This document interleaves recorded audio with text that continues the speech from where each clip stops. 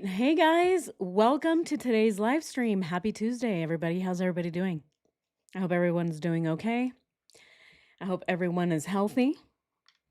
I think I might be coming down with something, you guys. I don't know. I'm feeling it in my throat. I felt it last night as I was editing one of the videos that will be out tomorrow, a Chris Watts and parents phone call. And I was editing and then I sneezed and then all of a sudden I felt sick and I said, "Oh no. Oh no." I've been taking some meds. I started taking some Alka-Seltzer, hopefully that does it, and some Theraflu. I'm trying to kill the virus before it attacks me fully. So I'm feeling it, but hopefully we get through it. Hopefully uh my body fights off this virus. I don't know what it is. I guess is something going around? I think something's going around. I think something's going around, huh? The taco. Eric. Yeah, I don't know. I think something's in the air. People are just getting sick. I don't know. Uh, I don't even know where I got sick from.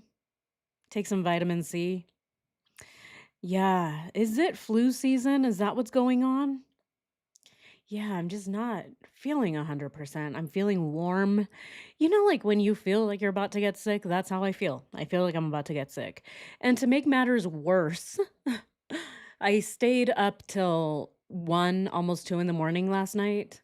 And then I realized, oh, I have to be up in 4 or 5 hours for jury duty. I completely forgot I had jury duty this morning. Luckily, I drove and they stamped me right away. They're like, "Oh, there's no jury duty today." And I'm like, "Oh, okay." And the lady's like, "Why didn't you just call? You should just call." I'm like, "I couldn't call. The lady told me to show up.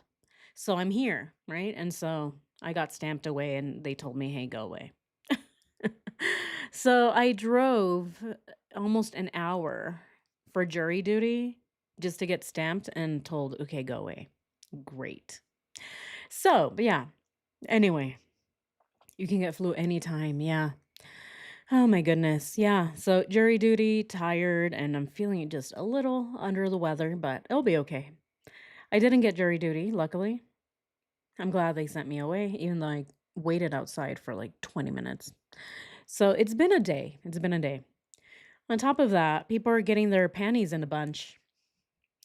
You know, some people say, oh, your live streams are no longer analytical. It's just a bunch of bullshit. I don't know. People are just so bitter. I feel really bad for them.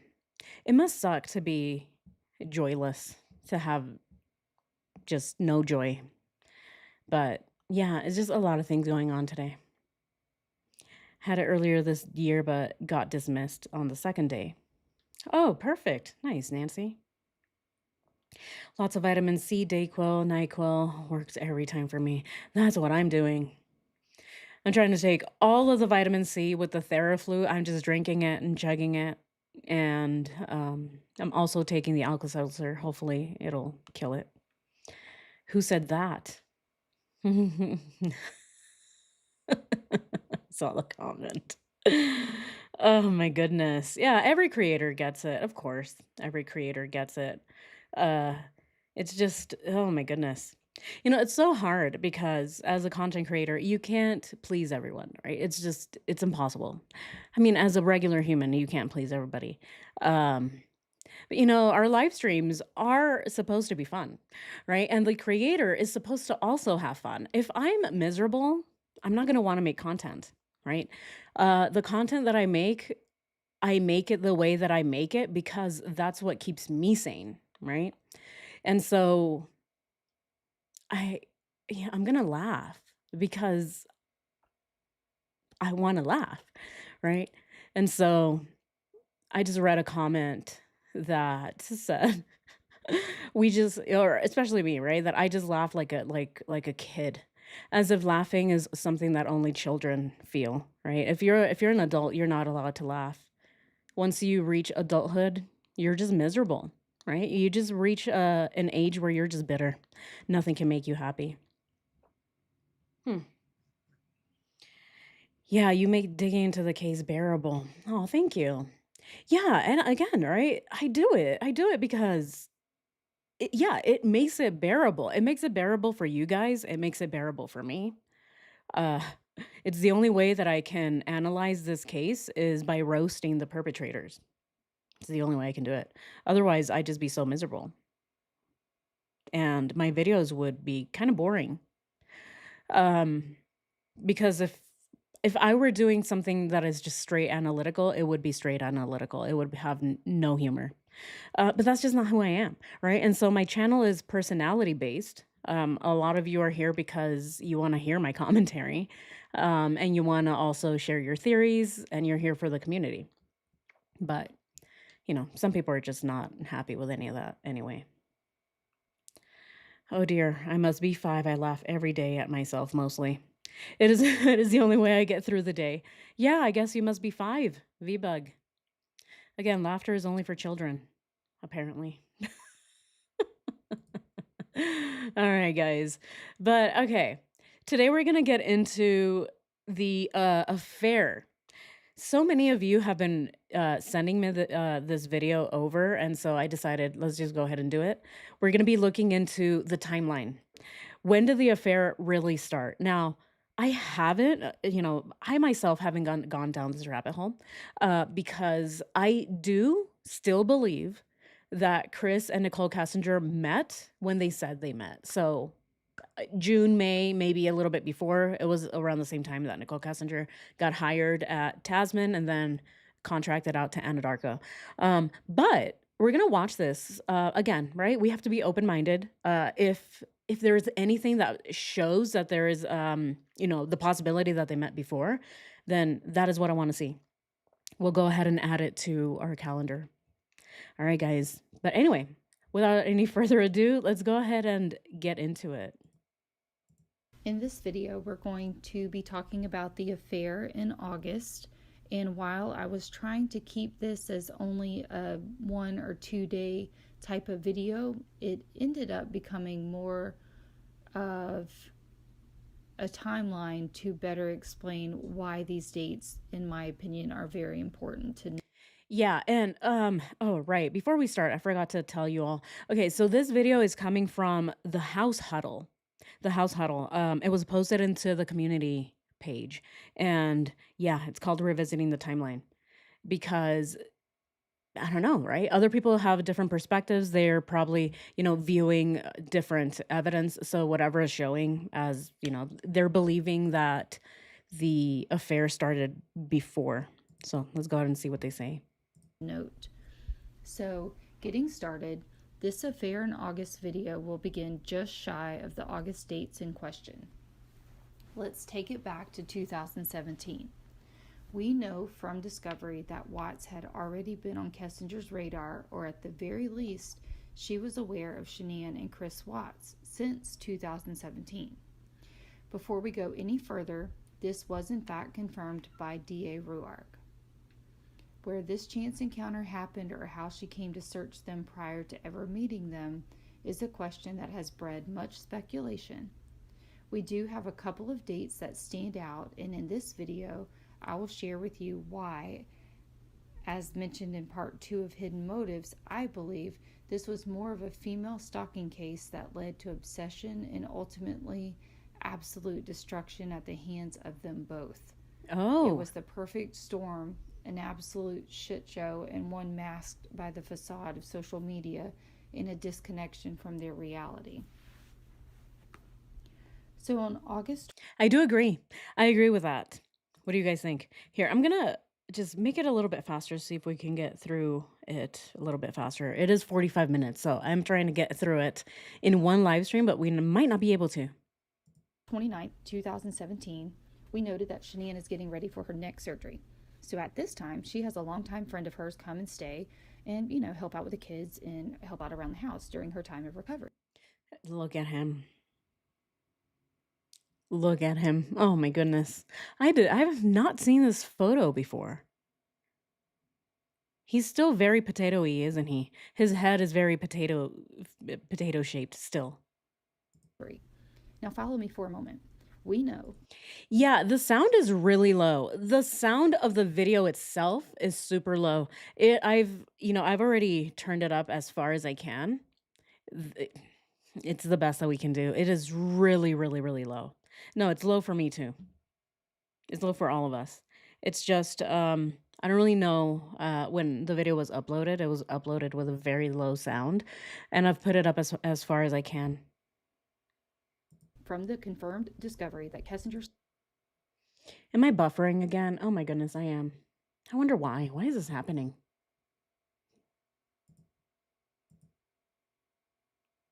Okay. You guys let me know if it's still buffering. Is that good? Is that better? Okay, let's continue. searched Chris Watts on August 3rd, 2017. This is right around the time that Anadarko held several meetings for safety and liabilities due to the Firestone explosion. There were many layoffs, and it's noted in the Colorado Independent that workers were working with a skeleton team as opposed to the safety being, the front and center of their efforts. Okay. Angela, thank you so much. Aw, I appreciate you so much. The chat is the highlight of each day for me. It's the perfect group of people. Aw, thank you so much, Angela. See, I feel the same way. That's why I love these live streams. I feel so alive when I do them. Like it's something I really look forward to. I really, really do. It like I said, it brings me so much joy. um yeah, it's just today it's just a little different. I'm just not feeling all that great. Could be, I don't know. Hmm. All right, guys, let's continue. Depending on which theories you lean towards, this may be interesting to you. I'll link the article below so you can look it over if that piques your interest. Nonetheless, Kessinger had her sights on Watts in August of 2017. Yep. Okay. Let's go ahead and look at the actual record, right? So the thing that we are referring to when we talk about Nicole Kessinger and how she was already stalking the family. Okay, so here it is. Let's go ahead and zoom in. Here it is. Okay, look at this. August 3rd of 2017. She is already Googling Chris Watts. And look at the time, right? Look at the time. So what is this telling us? It tells us that she already knew about the family in 2017. And this is where all of the theories come from. Because where did she meet the guy? How does she know about Chris if she hadn't met him before? There's so many theories going around, right? There is the hospital, the gym, who knows, maybe Trent Bolt, right? I'm actually leaning more towards it was probably Trent Bolt. But again, right? It doesn't that's the thing that we're trying to figure out here. When did they meet? Here is showing that she Googled him in 2017. How is this possible? How? How is it possible that she's Googling these people and she doesn't even know them yet? So when did she meet them, right? This is why we're stuck on this. And then the other one, she Googled Shanann in January, okay, January 7th of 2018, before she ever started working at Anadarko. And this is where the theories are coming from. All right, let's continue. And it's digitally documented into evidence. It happened.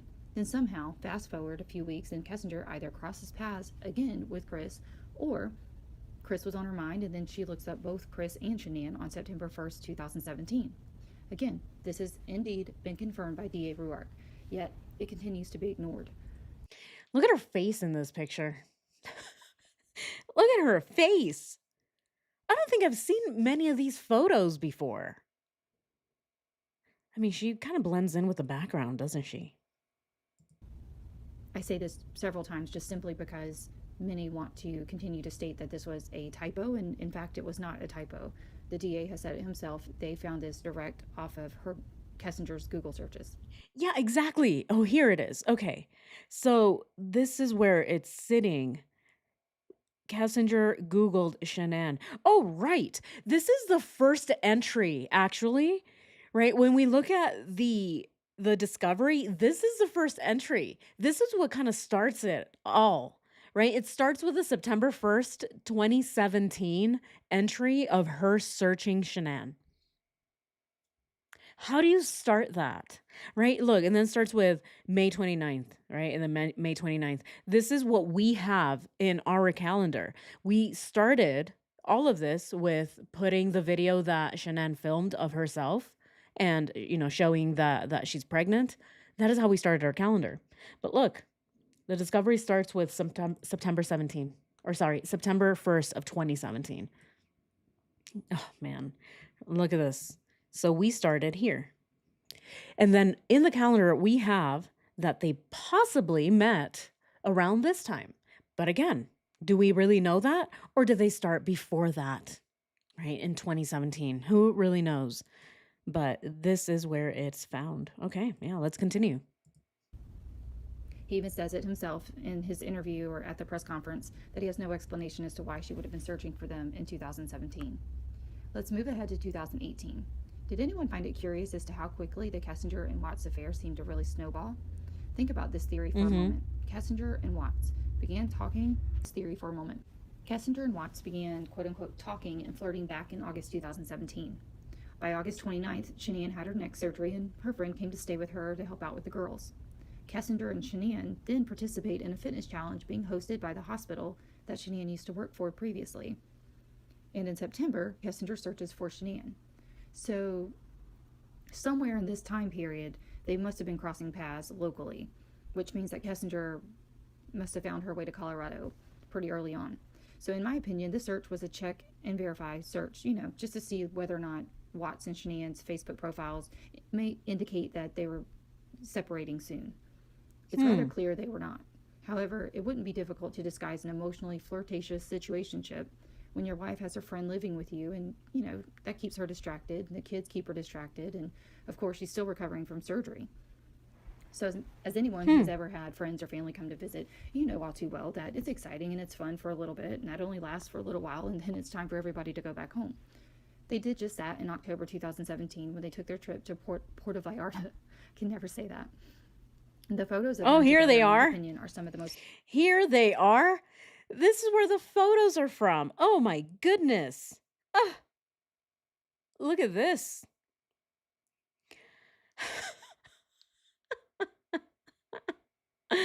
Look at Chris. Oh my goodness. Look, he's wearing his Thrive patch on his hand. He is thriving, isn't he? Was he on a dating app? I'm sure he was.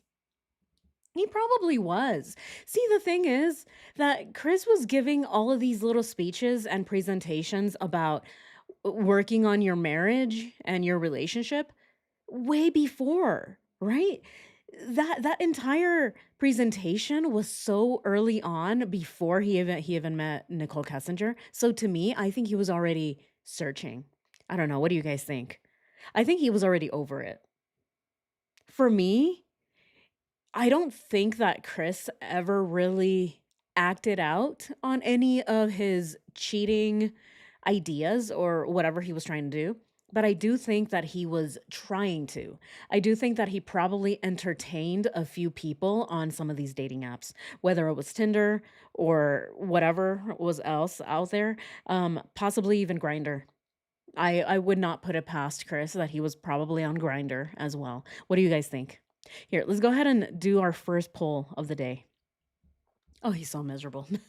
Yes. Oh my goodness. Look at him. Oh my God. He's just, yeah, right? We haven't seen a lot of these photos. She loved that hunk of lard.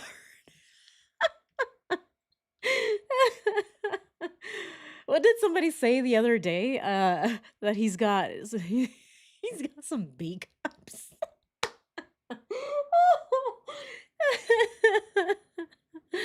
Oh man.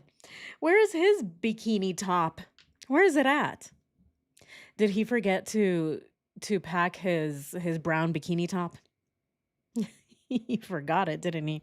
All right, guys. Okay, so do we think that Chris was on dating apps? That's going to be the question. Do we think Chris Watts was on the dating apps? Okay. Yes. Okay. So we're going to say yes. And then what else? What else can we do? No, he was always faithful. I mean, come on. Do we really believe that?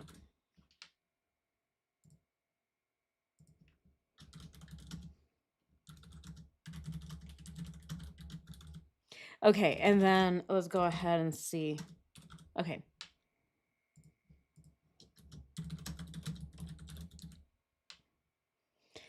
All right.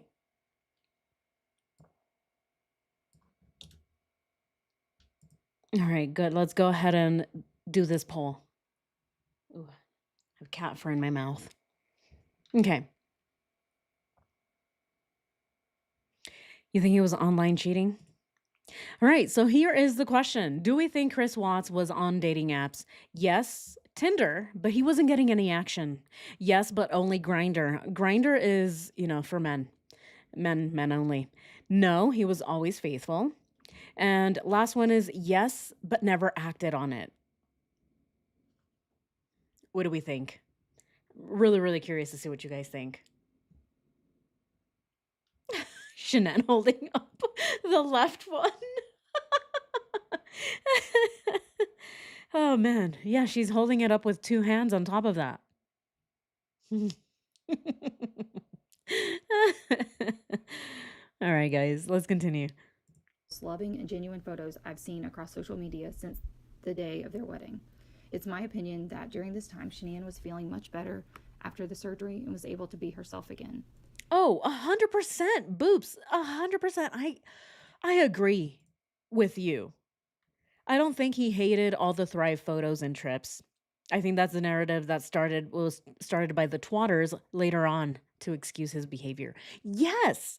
I mean, who would hate all of these trips? I mean, you have to really be bitter and absolutely joyless to be going on all of these work trips and hate life.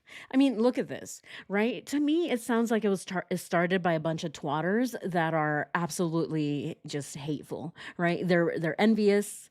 They hate that they are not able to go on these work trips, and so again, I really do think that it's a story. It was part of the narrative. There's no way. I mean, look at how happy he looks. And it's not just that. I mean, think about it. They were going on trips almost every month. What, you don't want to go to Puerto Vallarta? Like, come on. What, you don't want to go to New Orleans and hang out for the weekend? You don't want to go to San Diego on a work trip? Come on. He does not look miserable. Not to me. Look at him. He gets the chance to dress up like an important individual, right? Look at him. He gets a chance to wear white and those shorts, and he gets to look interesting for a photo for once. There is no way he's miserable. I don't think so. The photos from this trip are some of my favorites. It was a time before Kessinger really dug into Chris.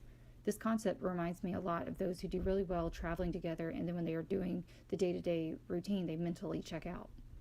I question if this is where Kessinger found Chris's weakness, and he, in his own words, became addicted to the high that her attention gave to him. Yeah, here, let's go ahead and take a look at this, right? Look at that. All of these photos, no one is forcing him to take these photos. If he didn't want to take photos, if he didn't want to do live streams, then don't do them, right? Don't take the photos.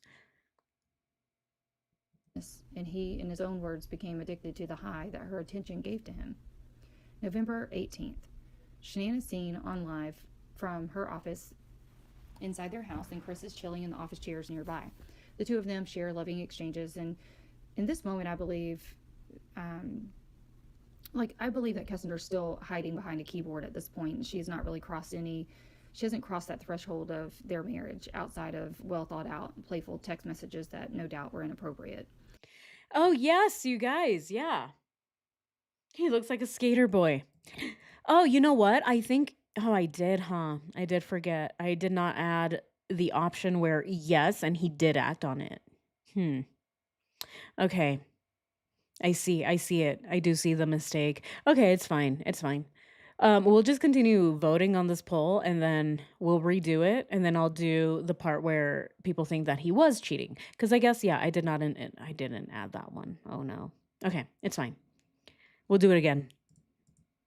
Around November 21st, the tide starts shifting. There's yet another live, and when when Shanann mentions Chris, we notice that Watts kind of perks up a little bit and it gets his attention. At some point, Shanann says, "Not that Chris," and then he seems to kind of dial it back down. Even while I was typing this out, I was thinking one thing, and then when I went back and looked at the footage again, it really didn't stand out as much to me the second go round. So, I mean, in my opinion, the indicator to me is that, Chris Watts, definitely it piqued his interest when he thought someone was looking at Shanann. Huh. Do you think Chris became hyper vigilant about others' interactions with Shanann and his inappropriate behavior increased? Huh. What do we think about this? Do we think Chris became hyper vigilant about the interactions that others had with Shanann? I don't know. I don't think so. What do you guys think? To me, no. I don't even think he paid attention. I don't think he paid attention with anything. I think he was just living life. Every day to him was just another day, right? I don't even think that he thought far into the next week, even. Hmm. What do you guys think? It is an interesting thought, though, right? It kind of is. Nikki cheated with Nikki because he absolutely had no choice. Or Chris, you mean? Or Chris cheated with Nikki, he absolutely had no choice.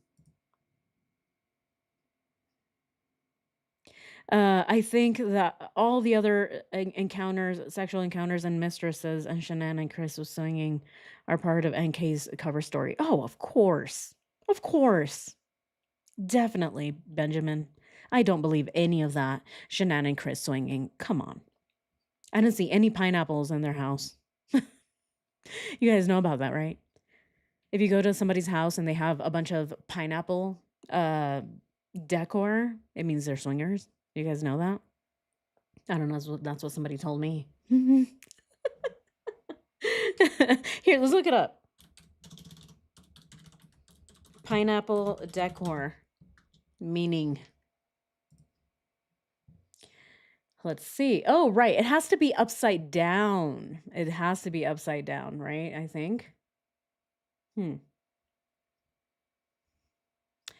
Yeah, here it is. So if you have upside down pineapple decor at home, you are signaling that you're a swinger. Look at this. Swinger signal. In contemporary settings such as cruise ships, campgrounds, or neighborhoods, an upside down pineapple on a door, clothing, or an accessory is used as a discreet signal of interest in the swinger lifestyle. Yeah. Yeah, someone told me that. Because I love pineapples. I love them. They're just so good. And of course, I didn't want to have just pineapples everywhere, right? And then people come in and they're like, hold on. What are you into? No, thank you. No. Too much disease out there for me to, no, thanks. It's scary. But hey, whatever you're into. All right, guys. All right, let's continue. But a lot of times, we all know that's projection. And so, before anyone kind of like reads too much into it, I do want to say this, guys. Affairs, especially emotional ones, can start so very easily with just the right text or look at just the right time. If you argue that, then I might suggest you look into the brain chemistry that occurs with affairs of all sorts. Mm-hmm. It's not to say that people can't get close and can withstand their boundaries, but it's a very slippery slope. And this could be something or nothing, but what it did do was, in my opinion, the snowball to the end. On November 21st, 2017, Shanann posted a song alongside, it was a flipogram of photos, and it was to celebrate their anniversary. And on this video, the song that she included was Angel Eyes. And the funny story about this and why this video is kind of taking a little bit longer to get out was I work the overnight shift, and a lot of times during the wee hours of the morning, I tinker away with YouTube videos if I can, just working on content. And for whatever reason, this song popped into my head about 2:30 this morning. And I don't even know all the words to it. So, I know the melody, and it just was playing very, vividly over and over in my head. And next thing I know, I'm humming it. And I'm like, why in the world, obviously I'm working on this case, working on content case related. So I know it has to do with the case. And I remembered Shania having this anniversary video that she put together. And something just made me look up the lyrics to it and what's the meaning behind the song. And I found it very interesting that, again, the date of this one is November 21st, 2017.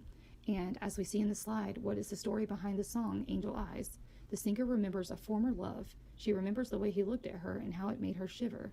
She thought she couldn't live without him, but now she knows better. The chorus warns her not to look too deeply into his angelic eyes, or it will cause her heartache. Man, I would love to hear your thoughts on the story behind the song and whether or not you think Shania chose that song because it is a classic, and in small towns it's most often, played live, and so maybe she fell in love with it because she grew up on oldies. Or do you think it goes deeper than that and she carefully chose the song to go for her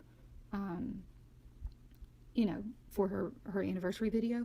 I want to say someone has mentioned in some other live before that may have been the song that they danced to at their wedding, but I don't have confirmation on that, so I'm not really sure. Do we know? Do we know anything about the Angel Eyes song? I'm learning a lot from this video. Again, this is a bunch of stuff that I had not really explored myself. I haven't really done any of the research into this. Um, but it's interesting to be learning about this for the first time. What do we think about the song Angel Eyes? I think that anything that Shanann did was intentional. She's not just gonna pick a song just because she likes the melody. I think that she had more depth than that. I think that if she chose Angel Eyes, it's because it reminded her of something. It reflected the way that she actually felt for Chris and the love that she had for Potato Head and their relationship.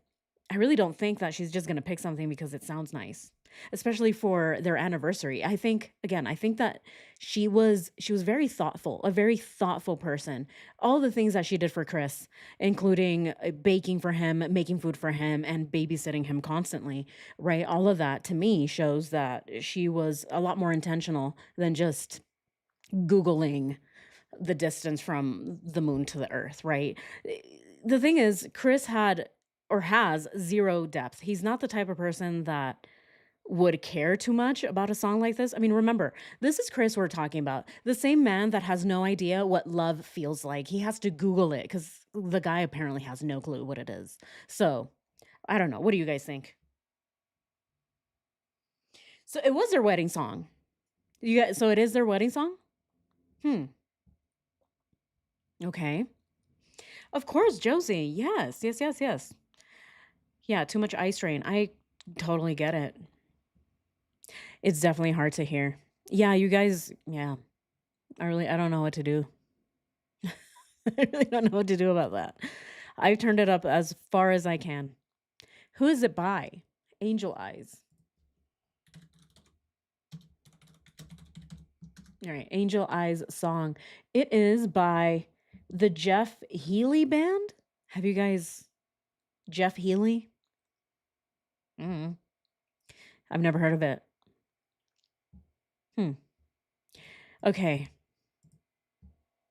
All right, let's go ahead. I'm gonna end the poll and I'm gonna redo it, and I'm gonna add the cheating. I realized I didn't even add an option for that. Okay.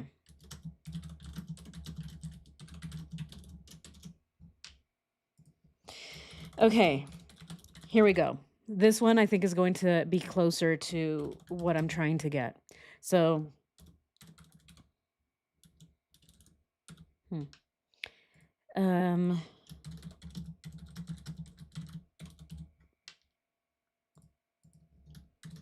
mm, all right.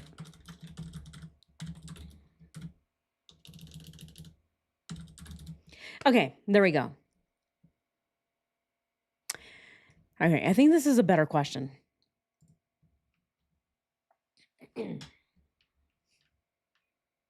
Okay, so the question is, did Chris Watts cheat on a dating app? Yes, emotionally. Yes, physically. No, but he dabbled, right? No, as in, oh, he was just kind of texting, maybe even sexting, which I guess could be emotional. Not really. I don't know. You guys decide. You guys decide what fits your vibe more, I guess. Or no, he just wanted attention, right? This is the guy that he was just bored. He didn't really know what he wanted. I think he's probably also questioning his own sexuality, right? He doesn't even know what he wants. Because he never even had the opportunity to explore anything when he was in high school. And then he just jumped straight into a marriage and started having kids. He didn't even explore what he actually liked. So I think that if he was on these dating apps, he was mostly dabbling, or he wanted attention. But I don't think that he could emotionally cheat because I don't think he has emotions. I think that he's a psychopath. So I really don't think that he could feel for other people. And if he was cheating, he would do it physically. I just don't think that he had the guts to do it. I think that he is weak and pathetic. And I think that he was just too chicken to do it. If Chris is truly a narcissist and made it 8 years to his first affair, then he's the first. Yeah. Yeah. You're right about that, Boops.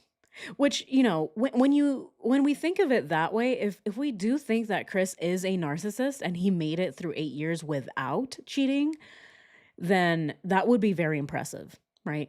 But do we want to consider then? Do we want to consider going on dating apps cheating? Is that cheating? I don't know. What do you guys think? Right? Because I don't know, it's so weird. People have different definitions of cheating. Some people think, "Oh, I'm just talking. Like I haven't done anything physically." But I mean, that can definitely be cheating.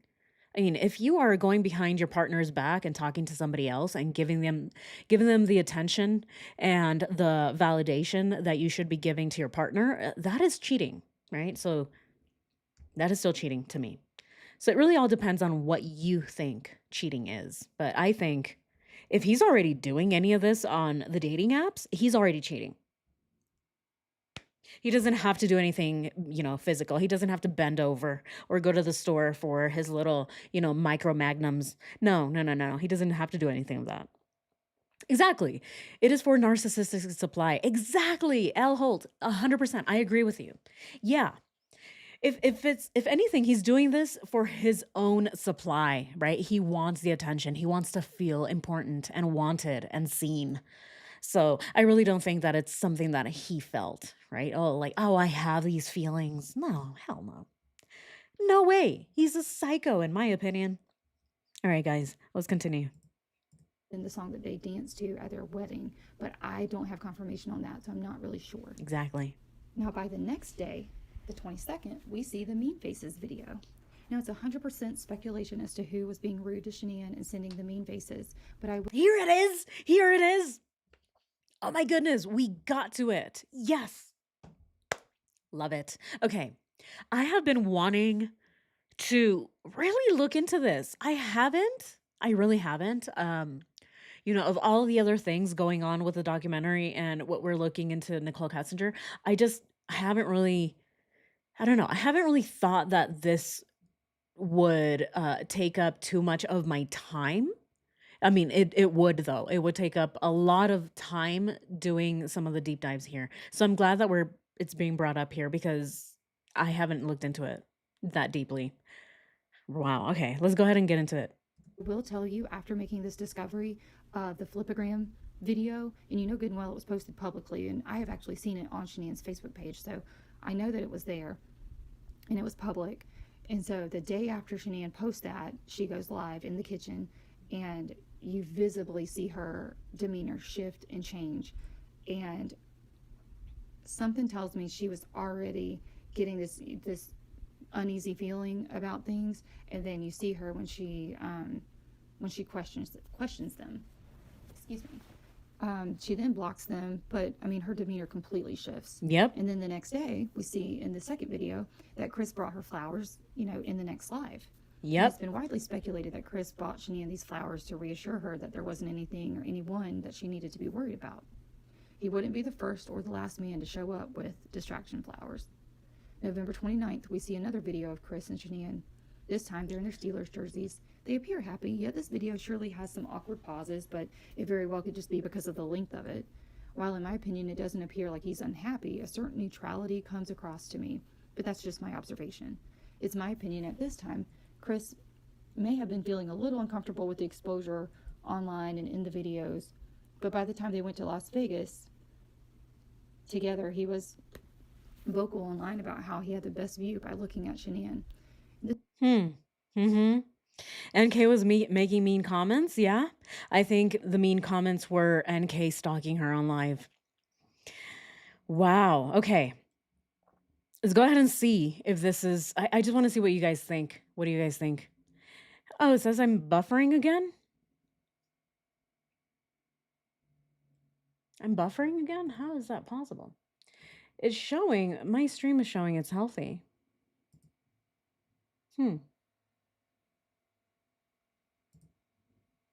Yeah, my stream is showing healthy. Let's go ahead and see this. Yeah, this looks... It's looking good. I don't know. It's good on my end, you guys. Okay, that was NK making the mean faces. You guys think it's... Okay.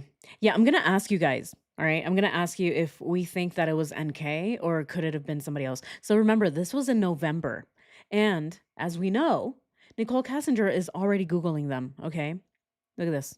Remember, we have August and then we have January. And then we also have September 1st. Okay, so September 1st, August, and January. This is probably one of the cutest videos I've seen. So let's just take a moment and watch this. Feel comfortable with the acceleration. Oh. As long as we're not being too dangerous and staying safe. Gotcha. Cassandra said punch it. So,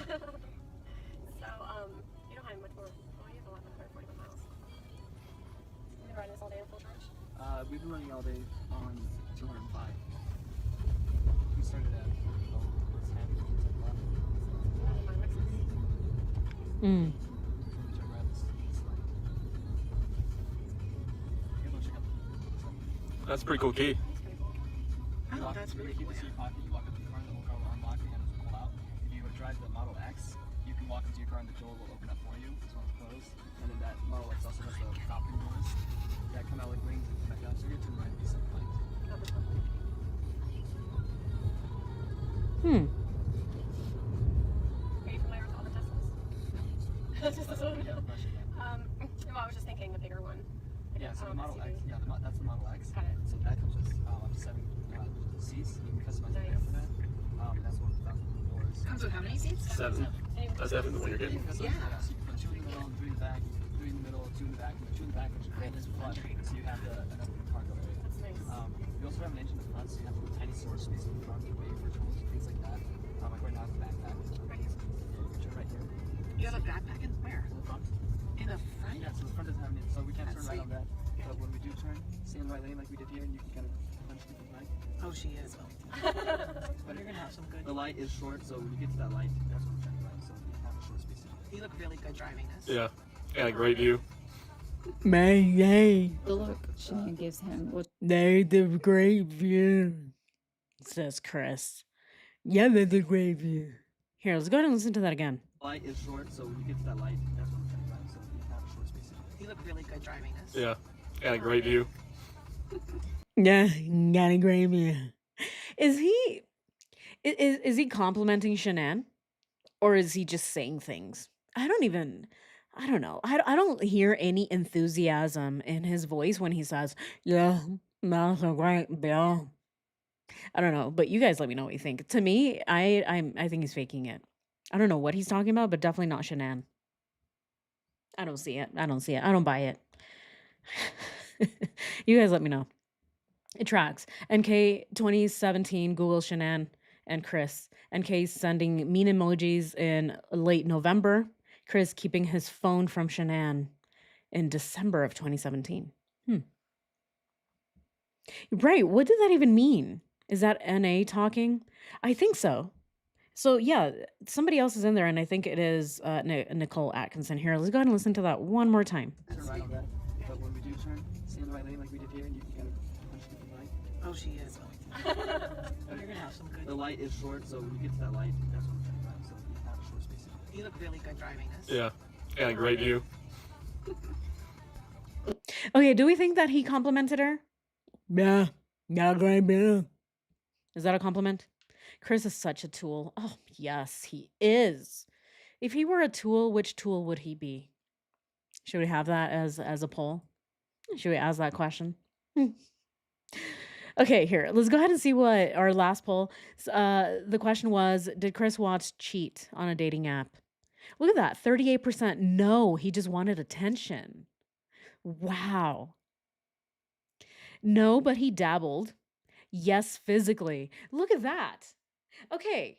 So we're kind of split down the middle. Half of us, a little more than half, think that no, he never did, but he dabbled or he wanted attention.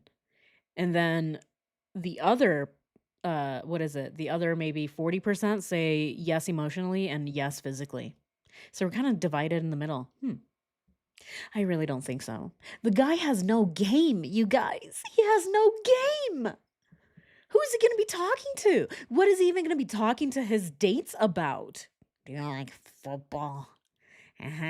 Yeah, you kind of throw balls at the man's faces and you catch them in the air. Right? What else is he going to talk about other than the Steelers and cars going really fast? My favorite car is the Mustang. What's your favorite car? Oh, it's a Kia. I like Kias too. Right? What in the world is he going to be talking about to a date for him to actually be able to get past first base? There's no way. I just don't see it. Again, the guy is a potato head. He is so pathetic. But you guys let me know. I mean, you did. You did. Oh, man. Okay. Let's go ahead and ask the other question that I wanted to ask. Mm-hmm. NK is literally the opposite of sexy, going down the dune at 0.5 miles an hour. Dabbled. See, some of you think dabbled. All right. Okay. What about this part? Do we think that Chris is complimenting Shanann here? Or what is he saying?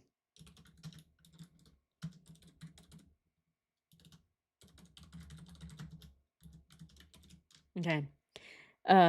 So when he said, yes, the view is great, is yes, he is, right? Yes, he is flirting with her.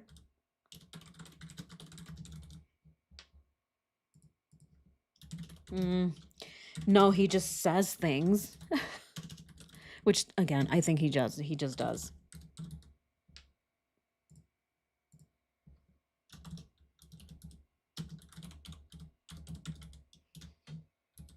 Okay, and then what is the other one?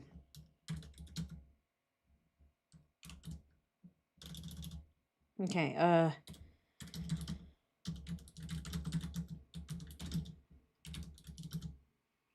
okay. All right, let's go ahead and start this poll. All right, so the question is Chris Watts complimenting Shanann in this particular video, right? This is the one that we're talking about. Yes, he is flirting with her. No, he just says things. He's delirious. Or no, he meant the real outside view, meaning, oh yeah, I like the view. I like how big the front looks, right? I like how the front view looks. Let's go ahead and play it again. You have a backpack in where? To the front. In the front? Yeah, so the front doesn't have any, so we can't That's turn right on that. stupid. But when we do turn, stay in the right lane like we did here, and you can kind of punch it if you like. Oh, she is going to. But you're gonna have some good. The light is short, so when you get to that light, that's when we're turning right. So you have a short space to do it. You look really good driving this. Yeah. And a great view. What do we think? Yeah. What do we think? Because the person in the car said, you look really good driving this. And Chris kind of agreed. So if he is flirting with her, I think he just says things. I really don't think that he is really flirting with her. Oh, look at that. 63% say, oh no, he's just saying things. What were they driving before the Lexus? I don't know. That's a good question. Do you guys know? What was she driving before she got the Lexus? He's just gross. Yeah, huh? Just, yeah, blowing smoke up his butt. Yeah. Yeah, he probably just wants a new car, so he says whatever. Mhm. I mean, truly, he doesn't even know how to flirt. I don't think that guy has any game whatsoever.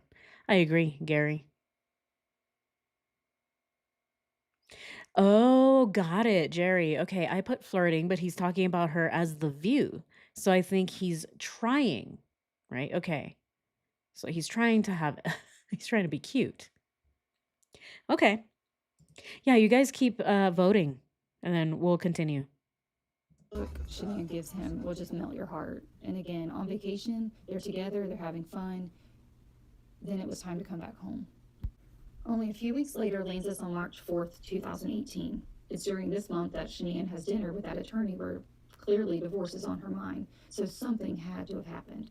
She's growing more concerned about what life as a single mother in Colorado would look like and gathering information on Colorado family law. When you compare her actions this month to that of previous months and other precious moments, it's like deja vu. Chris mentions it in his prison interview with detectives. It's his only account of another woman, and then we see the direct quote from Shanann, where it's on the Netflix documentary, and I want to say it's even in Discovery because it's in a text message, but she's telling a friend he's never been like this unless he was getting it from somewhere else. And so we see this in a direct quote in the Discovery, in the documentary, like I said, but punctuation matters. And so taking note that this was a text and improper punctuation was Mhm. used, the meaning definitely shifts. She's been through this with him before, and while she didn't think that he had any game to do it again, my guess is because she threw his ass out the first time and figured he wouldn't be so stupid to try it again. March 4th, Shanann posts this post on Facebook where she's highlighting what she's done for the day. Her eyes look tired and teary, and she's loving on Cece in the photo. Hey, that's true, right? Chris talks to the investigators about Shanann throwing him out of the house because he was talking to another woman. Do you guys remember that? And he's like, "Oh, you mean I can't talk to other women no more?" Well, you are not allowed to, obviously, because you murder your family for other women. So, again, I think that Shanann had every right to throw him out of the house. Is this what they're talking about? Is this it? Was this is so weird. Huh. What do we think about this? Yeah, so she did catch him before. So he was already talking to other people, even if it was just, even if he wasn't actually, cheating or entertaining this other person as a partner would, even just kind of talking to them and flirting or, having this very inappropriate conversation with someone, that alone would be enough to think that they're cheating. What do you guys think? Right, he claimed it was a friend. Exactly, he says, "Oh, I can't have any female friends." Come on. Obviously not. Evidently not. Chris is not the kind of guy that can have female friends. He murders his family for those said female friends. Those female friends end up becoming his mistress. So, yeah. Oh my goodness. He was cheating. You guys. This man was already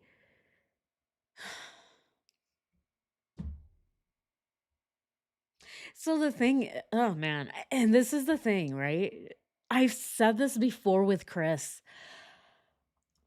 People will talk so much crap about Shanann and, "Oh, she was so mean to him," and this, that, and the other thing. The man was already wanting to cheat anyway. All right. He was never fully invested in any relationship because the man can't be fully invested in anything. He's incapable of it. So that means that it didn't even have to be Nicole Kessinger. It could have been somebody else. It didn't even have to be her.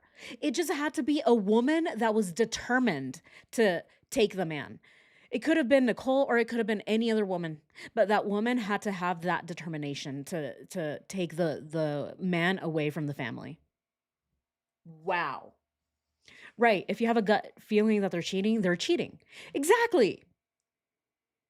And see, this is the thing, is Shanann didn't even think that he had game. I think that we all just really underestimated Potato Head.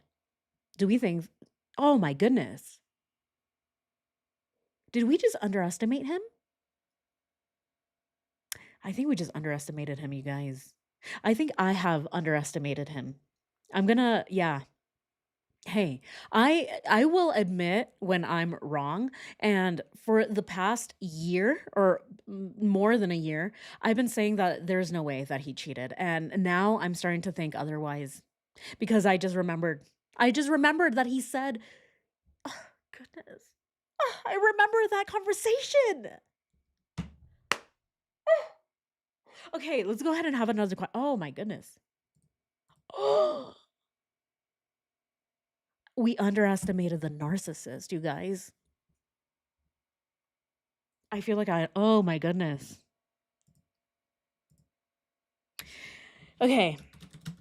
The question, I want to see what you guys think now. Okay. With everything that we have now, okay, remember, Shanann kicked him out of the house. She said, "You are not allowed to come back in." Remember that? It's because he was talking to another female, is what he says. Female. I was talking to another female. Am I not allowed to have other female friends? Who was he talking to? Hmm? And this was in 2018. So that means that the man was probably already dabbling. Oh my goodness. Okay. The question is, did we underestimate the narcissist? Wow. People only post the good stuff. Oh, yes. V-Bug, yes. Yeah, we have a huge problem with social media. I mean, you only see the good side. Of course, people are not going to be posting their shitty days, right? They're not going to be posting when they have the flu, when they're sneezing and they have snot coming all out of their face. No. Even if they're sick, they're still going to get their good side, right? They're like, I have the flu. But still get the good side. Right? They're not going to post when they look like complete shit. All right. Did we underestimate?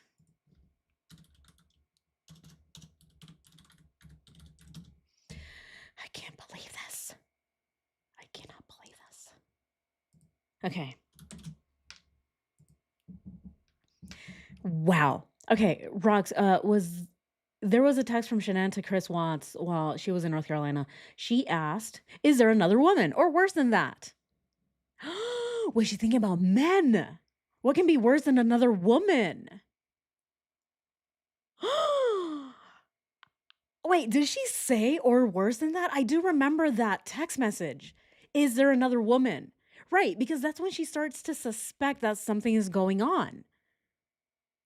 Or worse. Yeah, what can be worse than a woman? A horse? A cow? Nicole Kessinger? A man? Right? What can be worse? Oh my goodness. Okay, here. I completely forgot here. I need to ask the question.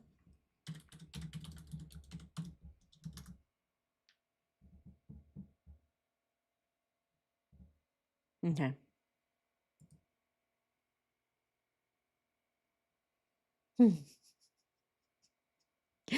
This is so crazy. I can't. Oh my God. Okay. Yes, no. All right, here we go. Just very simple, very simple. I don't want to overcomplicate it. Okay. Did we underestimate the narcissistic potato head? Yes, no inclination. And by that, I mean, did we underestimate that he would cheat? I think we underestimated him. Yes, a man.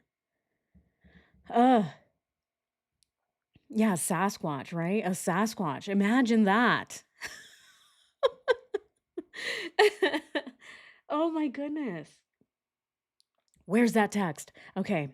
I kind of want to find the text now. All right, guys, you keep voting. Let's go ahead and keep playing it, and I'm going to see if I can find that text. My question is, was this the day that Chris was moved to the basement? Some say Shanann didn't know about Kessinger, and I will agree that maybe she didn't know how serious it got and how quickly, but my guess is she intercepted a text or most likely a call from Kessinger, and then here come all the questions. Rapid I fire. don't think it was Kessinger though. I think that the woman that he was talking to was not her. I don't think it was Kessinger. Or do you guys think it was Kessinger? Or was it another woman or a man? Okay, this is March 4th. Is he already talking to Kessinger? Fire like she did previously, no doubt, put Chris in his place and made it known real quick it wouldn't be tolerated. Down to the basement he went. Something happened earlier in the month of March that had to have been bad enough to warrant Shanann asking questions so in depth about divorce to a stranger. That was not a coincidence, in my opinion. Shanann's mama instincts were in overdrive, and she knew if it all went south, she needed to educate herself. It's because of this conversation with the attorney I personally believe she decided to throw herself into the marriage as much as possible. If you've ever been through this in a marriage, you know there are some good days, neutral days, and days from hell. So the roller coaster we see on social media, no doubt, is an accurate documentation of a woman hanging on for dear life to a family that was being consumed by a parasite. In my opinion, it was March 4th when Kessinger was known and exposed. Maybe it was just a textationship, but it was one that Shanann felt threatened, and down to the basement Chris went. Here's the audio clip from the prison interview where he's describing an incident back in North Carolina, and this is back when they were dating. So a couple of things I want you to keep in mind. We don't have names of anyone that he's dated in his past. I know Right. there's 1 or 2 channels that have actually interviewed someone who said they were like the only girlfriend he ever had before Shanann. However, I was re-listening to the prison interview last night and noticed he mentions having dated before. Just Right, he maybe nothing does. serious. So this woman he's talking about was potentially not someone that he had a relationship with, but maybe it was actually someone who was trying to pursue him.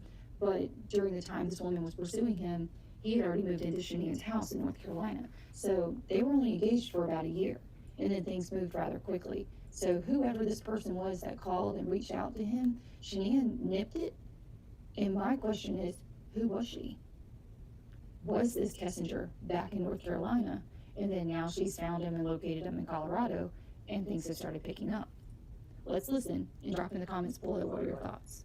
Once our entire relationship, I would say left that way. Yeah. And that was the time before, or was that on the night that happened? No, it was back in North Carolina. Oh. It was just like one of those, it was just a fiery argument that I never had no voice to her or anything. Like, I just got mad and I slammed the door, and she was like, she just slammed the door. Is that when you were in North Carolina that last week? No, it was like, Previous to it was that? like 2010, 2011. It was like early. At the old house. Before kids? Yes. Were you dating or married that one? Dating. Oh. Yeah, it was just like, I don't remember what it was about. I think some girl maybe texted me like from my past or something, and like I was just like, ugh. And she was like, don't have that happen again. And I'm just like, I have friends, they're females, so I don't talk to this woman anymore. Right. It was just like, March 10th and 11th, they appear to be on the upswing, and then by later in the month, it would appear as if Shanann is receiving some emotional attention from someone. Could be a guy friend or even her girlfriends. I mean, her sassy side seems to emerge, and she's mentioning, like going out for an evening of dancing. All right, guys. I've been searching everywhere for that text message, and I mean, it's gonna take a while to find it. I mean, look at how many text messages there are, and this is just some of them. There's way more, right? There's all of these. So it's gonna take a lot of searching for the text messages that we're talking about. My goodness, even all of these, right? There's so many. But this is the text message that we were talking about yesterday, if you guys remember. Look at this. Just want to bring it up real quick. This is the text message where Chris sent to Shanann saying that he was caught up with the tornadoes. Look at this. Chris took these pics. These tornadoes were why he missed the ultrasound. He was just in the field running from them. These are the pictures that he took. And that's why he supposedly missed the baby's ultrasound, because he was stuck in tornadoes. Yeah, right. Oh, come on. Really? Because when you look at the calendar, how convenient, right? It's very convenient that he couldn't make it to the ultrasound. Look at this. It was the week right after the work email. between him and Nicole Kessinger. How convenient, right? How weird. Oh my goodness. I can't go to the ultrasound because there's tornadoes everywhere. Please. Okay. I don't think it was NK. What do you guys think? Okay, here. I need to catch up. I need to catch up on the chat. What are you guys saying? Maybe he liked NK because she was manly. He liked NK because of her arms, right? She's got man arms. Mm.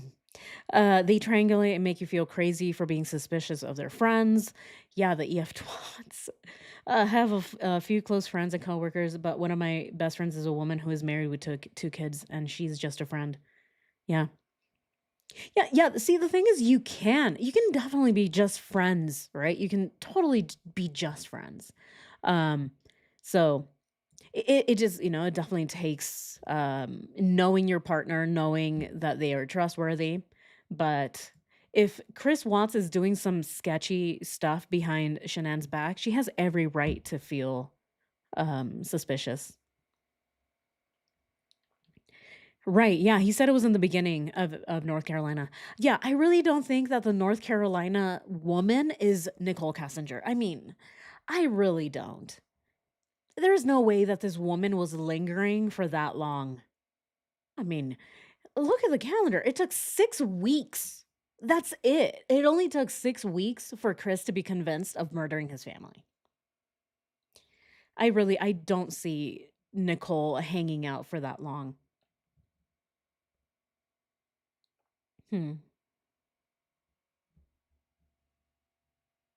Yeah, exactly. And Kay had to shave her face stubble twice a day. Okay. So let's go ahead. Where are we at with the poll? Look at this. Did we underestimate the narcissistic potato head? Yeah, we did. 71%. Look at that. 71% out of 70 votes say yes, we did underestimate him. I think a lot of us think that he's definitely capable of cheating. He's capable. He's been doing it, I feel like. Oh, that's so crazy. Okay. Next question. Okay.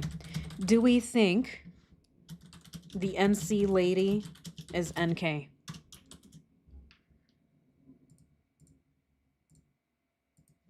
Okay.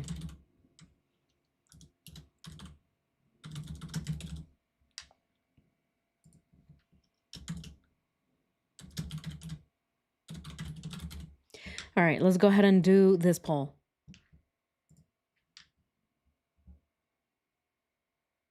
Okay. Question. Do we think that the North Carolina lady that Chris was talking to is Nicole Kessinger? Yes, definitely not, or no inclination.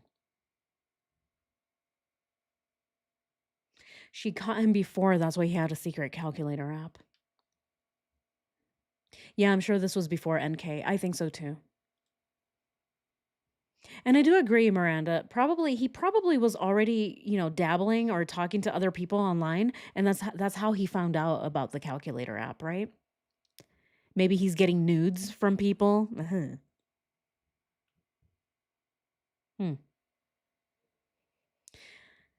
Okay, and then the other question I wanted to ask, what was it? Oh, right. What do we think that Shanann meant by worse?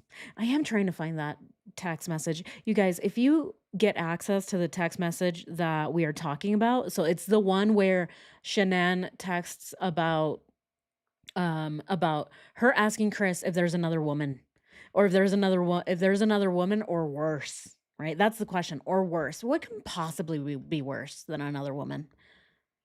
The Yeti, right? The Chupacabra.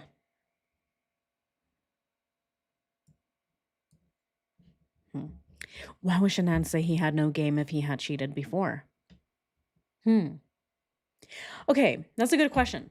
Because, okay, again, this, for me, this is why I think that Chris wasn't physically able to perform, right? I mean, even Nicole Kessinger says it herself, that there are times when Chris couldn't even perform, right? Because he gets so nervous and he's a little three pump chump. So sometimes it just doesn't work. Um, but on top of that, I think that, Chris being so shy and introverted, and I think Shannon knew about him. I think that if there's any way of him cheating, it would only be via online or via text. He wouldn't physically do it. I think that that's what she believed. And I think that's what I believe too. I think that Chris is such a chicken and he was so afraid of getting caught and he's so afraid of Shanann that I just don't see him physically acting it out until Nicole Kessinger came into the picture. And the only reason that he was able to act that one out is because Shanann was out of town. He had the entire month of July to be physical with the person that he was finally talking to. But again, that's what I think. That's just what I think. He had the opportunity to finally do it because Shanann was nowhere around. And even then, Chris even says himself that the first time that he was with with Nicole, he felt weird. And then Coder asked him, okay, well, when you were with Nicole Kessinger, did it feel weird? And he says, yes. When I was with her, it felt weird. And then when I was with Shanann, it felt weird. Because by then, his relationship was with Nicole. So he felt like he was cheating on Shanann, right? Or sorry, he was cheating on Nicole with Shanann by that point. Again, you guys let me know. Exactly, Tommy's girl. I mean, yeah, the man is already cheating on his mom with a sock. Oh my God. Please forgive me. He's in the bathroom. Just please forgive me. He's already using socks. Shy and introverted are not the same thing. Yeah, but he was both. He was shy and introverted and psychotic, in my opinion. Anyway, all right, let's continue. But I mean, I don't know about you. This could be interpreted two ways. It was attention from another male or a friend. Friendly is all the same when you're at a low. And we all know the speculation around someone with the initial CM, but I'm not going there in this video. While I remain indecisive about my opinion on that, it's not hard to believe, and it's also just as equally possible it was friendly support.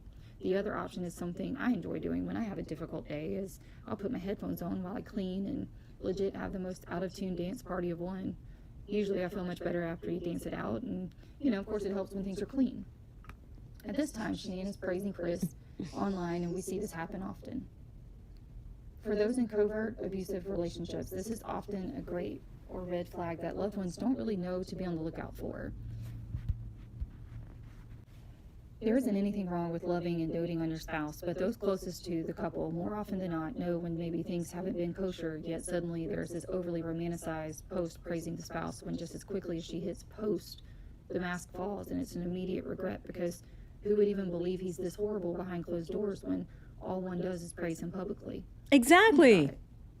Put together all that effort Yep. and work to put that post together about how wonderful of a man he is, thinking that if he sees it, he's going to appreciate that, you're bragging about him.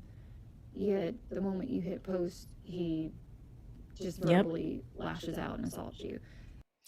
Yes, Jerry. I agree with you. Chris was living a life movie where he's acting through the whole thing until he found somebody that he could just let it fly with. I think so. I think that he met his person, right? The person that he felt that he could do these things with, right? I mean, even Nicole Kessinger asked him.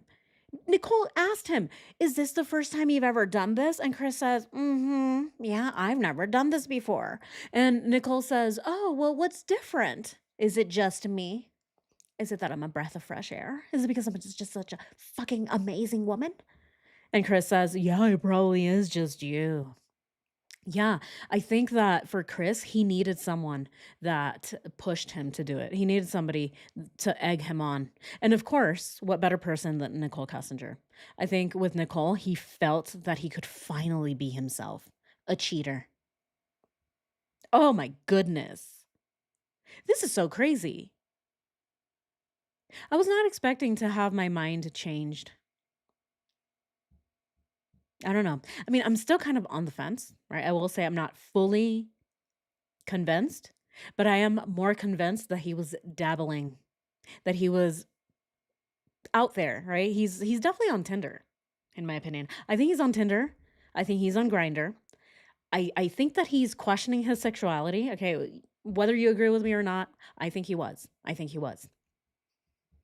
And I think that in Kessinger, he found the person that he can finally do all of these things with, including try what the back door feels like. Who knows? Maybe the guy likes to get pegged.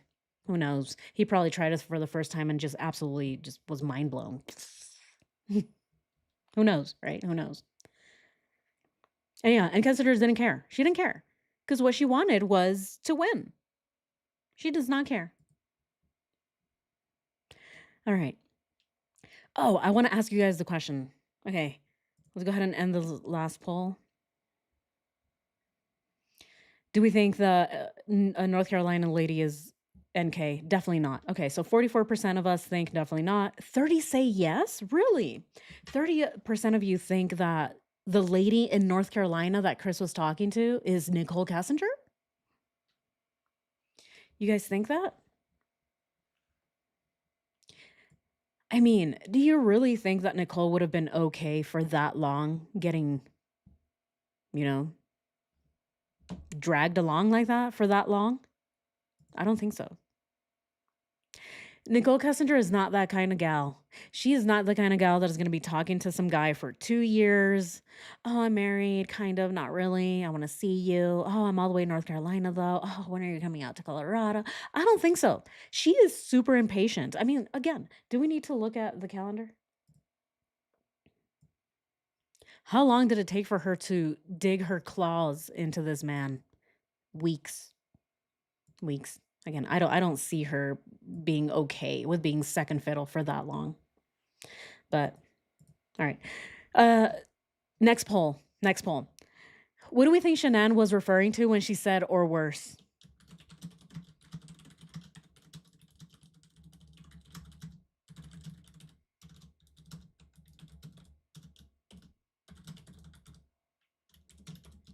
All right. I do too, Eric. I love these polls because I just like to see what you guys think. Okay, what do we think SR was referring to when she said or worse? A man? I think that's the most plausible. I mean, what can be worse than that? I mean, obviously, right? A horse, but I don't think that. Does she think that Chris is cheating on her with a horse?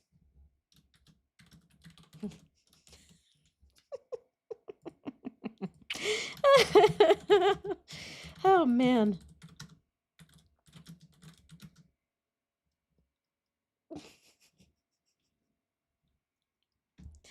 Oh, goodness. Okay, let's see. Okay, and then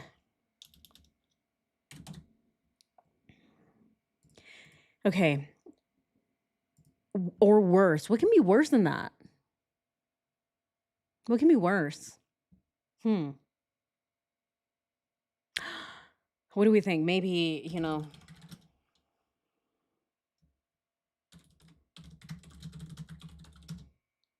Okay. Okay, let's go ahead and try this poll. She probably meant a man, right? Okay. What do we think SR was referring to when she said or worse? A man? An animal? His old raggedy sock from 1998?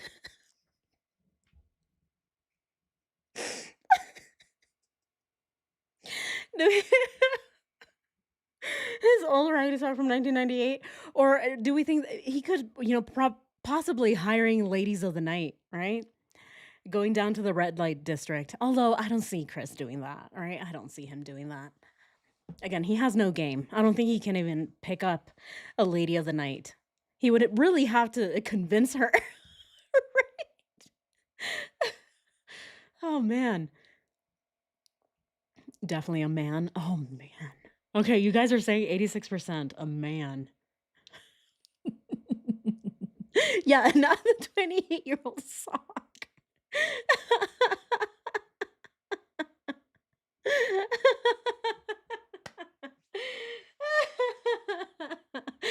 Ugh, gross, V-Bug.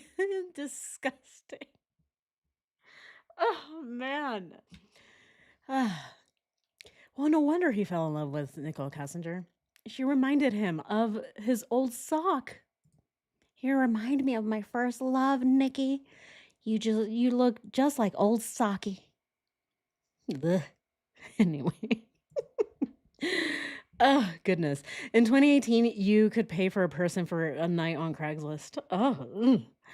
I mean, you probably still can, right? Ugh. Chris is passive, shy, and sneaky. The sock puppet that he talked to. Oh, gross.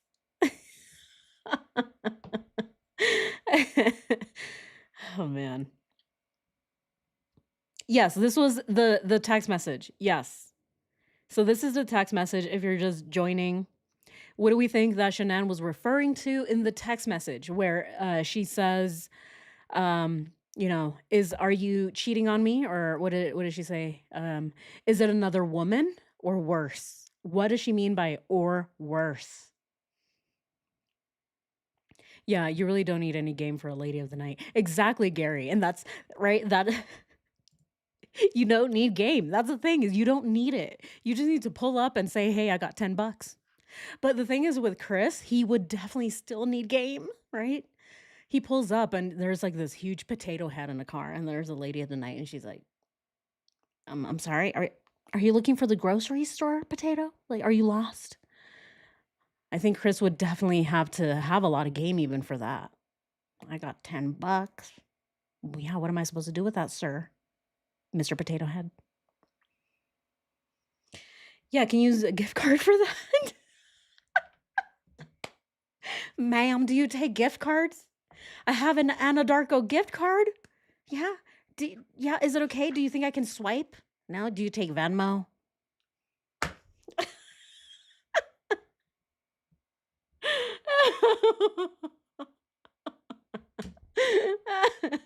Oh man. Trent was getting Trent was getting upset about Chris Watts ghosting him. Yes. Definitely a man. All right, cool. Yeah, they need to put him in the cell with Big Bubba. I think so too. I think so too. I wonder if he trained a lot before he went to prison, right? Making sure that he doesn't drop the soap, right? It's very slippery. All right, guys, let's continue. I'm not saying that's what happened here. I'm saying that you definitely can pick up on a roller coaster of she's really singing him some praises online. She's doing it the best way she knows how. And I'll touch on this later on, but she was doing it online and Kessinger was doing it in person. It's an isolating hell that I speak of from personal experience, as do many others, unfortunately. I'll give a prime example of this using a post that I made not too long before my divorce was filed. The truth behind the post was absolute hell. Yet the comments about how wonderful he was nauseating the moment I hit post, and I could hear him walking upstairs. Maybe it was wishful thinking or anything. Those close to me knew it and saw right through it. Okay, Boops. Maybe all this is why he was avoiding a divorce. He thought Shanann would blast all this on Facebook.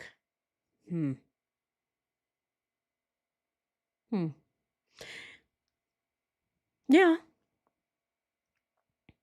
Well, yeah. I wouldn't. I don't know. I don't think that would be the only reason that he wouldn't want a divorce. Right? I mean, a divorce is fucking expensive, right? So, I mean, yeah, there's like so many other things it could have contributed to it. I do agree. It's possible. But I think it's only a small reason why, right? On top of everything else that comes with divorce, right? I mean, having to deal with it, it takes years sometimes, to get a divorce. It's very expensive.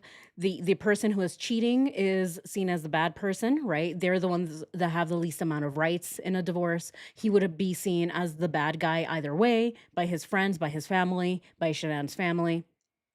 And then yeah, on top of that, it could just be that the man didn't want to get outed, right? So I think it's yeah, if it's possible, yeah, but I think it would just be just a small reason out of all the other reasons he wouldn't want to get a divorce. Right, exactly. Yeah, yeah, yeah. It's possible he didn't want anyone to know he was bi. Yeah, which is why I do definitely see him forcing himself to have a baby, right?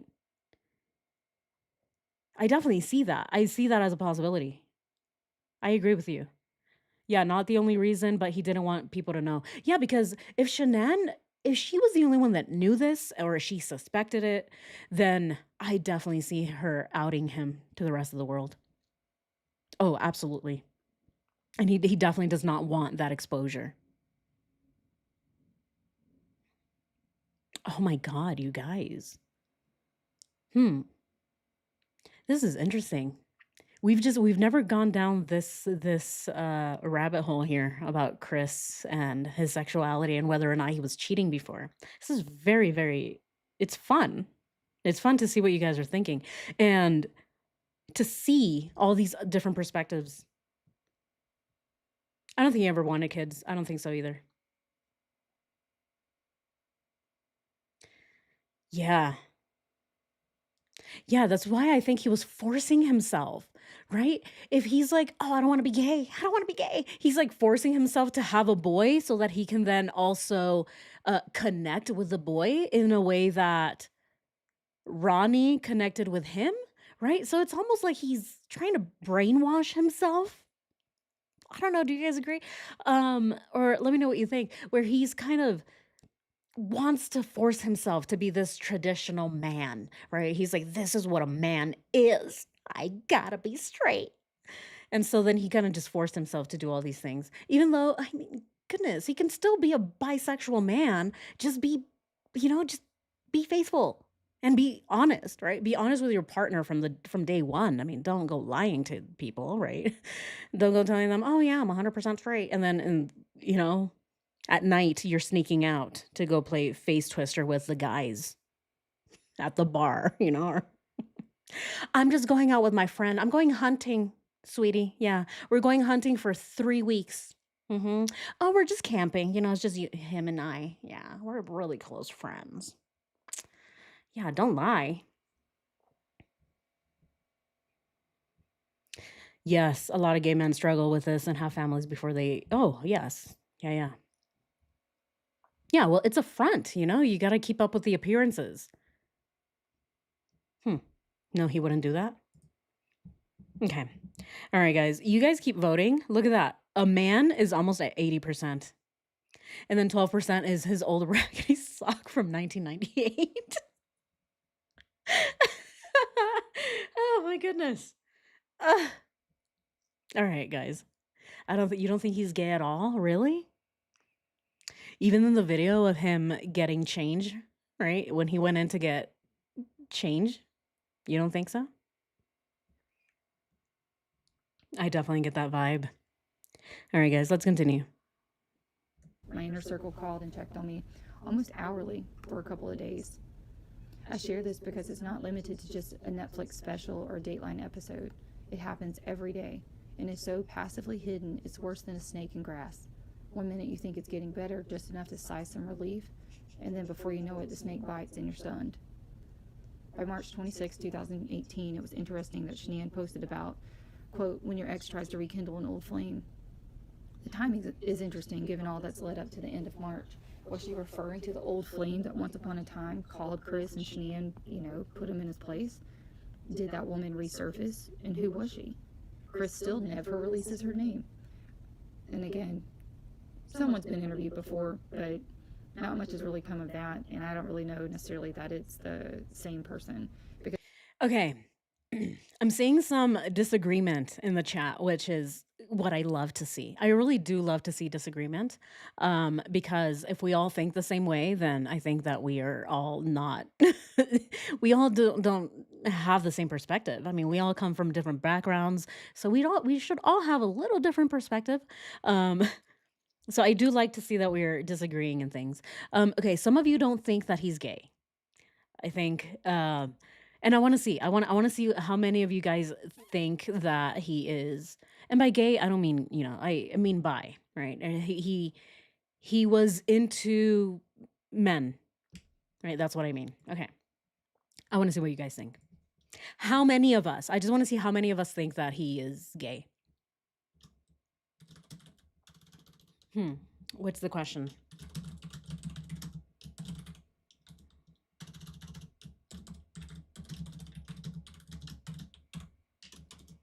Okay. Straightforward. Okay, so there's not going to be any no inclination. It's either a yes or a no. Okay, it's either yes or no. So think really hard before you vote. Think about the videos you've watched. Okay, think about the photo of him at the beach. Think about the way that he requests his cash exchanged. He's like, you got some money? Give me some money. Right? Think about that. I'm joking. Don't. Don't. Hey, it's whatever you think. All right, here, let's go ahead and do the poll.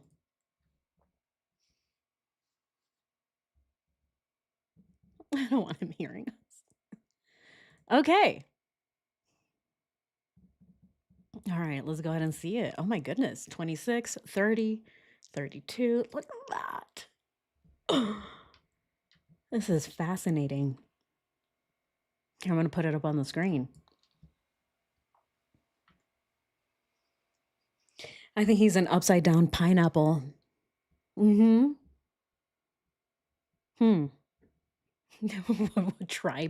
Tri-tip? He's into steak and eggs.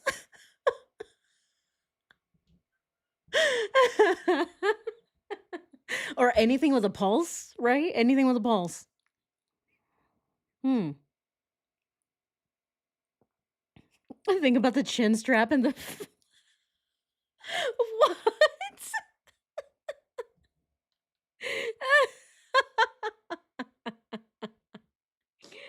Oh my goodness.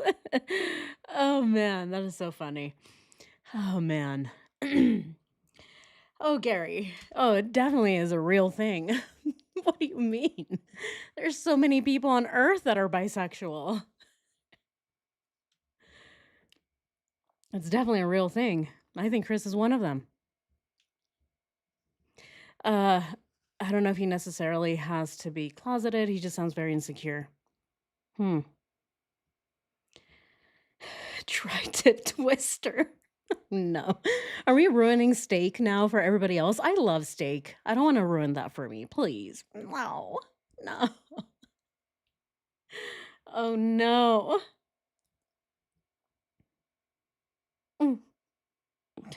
Okay. Look at that. Okay, the more votes we get, the closer. Well, 60% still think. Yeah, Chris is bi. 42% say no. We're kind of split almost down the middle. Okay. Huh. He was a follower, not gay. Can give gay vibes when a man is a follower. He just wanted freedom and money.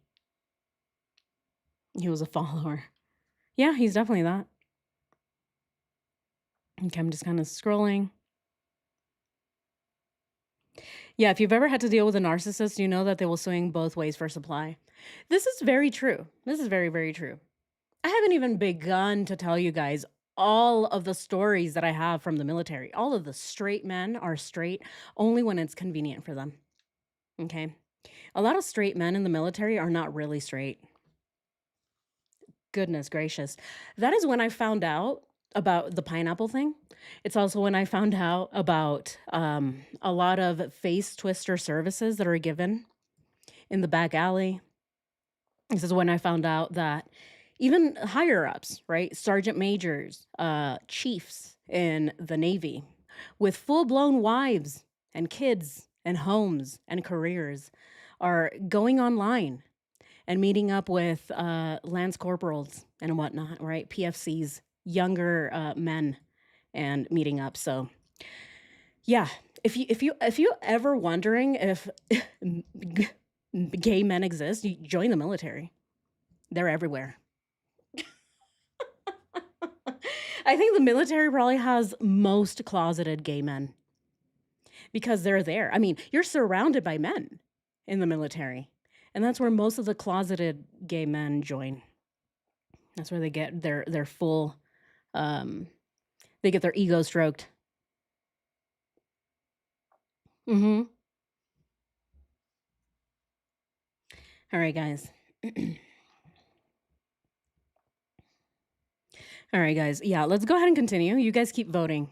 because he does allude to at least having dated a few people. We hear Chris in the prison interview state, you know, she was just a friend, just a female friend, and he even says something to the effect of, what, I can't have friends that are girls? And it's like, clearly not, Christopher. I did cover this timeline throughout the summer in a separate video. However, I want to note that over the course of the following months, Shania and Chris continued the cycle of attending trips with Lavelle and seemingly having a good time. They returning home, and the same cycle of post contents occurring. It's once they return from Thrive-A-Palooza and Shania hosts a tasting party at the house where she mentions that on May 3rd that Chris is much happier now that he's back from the gym. This date, in my opinion, is when the Kessinger Watts situationship began to test all physical boundaries. The physical aspect was on hold. But was this the start of skipping out on husband hosting to entertain the other woman? Several have questioned if the two met at the gym, and I was able to find some photos of the gym she was attending at the time. It's since been closed down, and you know, some of the images were kind of interesting to look at, but they were dated a little bit later in August of 2018. It's also noted that on May 3rd, Shania begins stating that Chris is getting in shape for San Diego. Yet we already know that Chris states he was already seeing Kessinger at this time.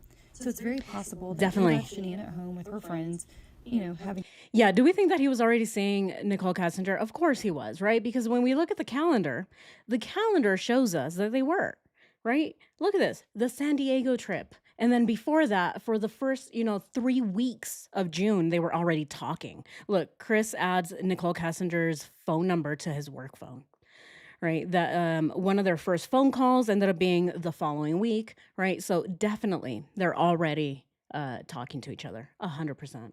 What do you guys think? You guys let me know. Yes. Okay. What do we think? He definitely is straight. He has a way into Nicole. I think I don't see anywhere that will point to him being gay.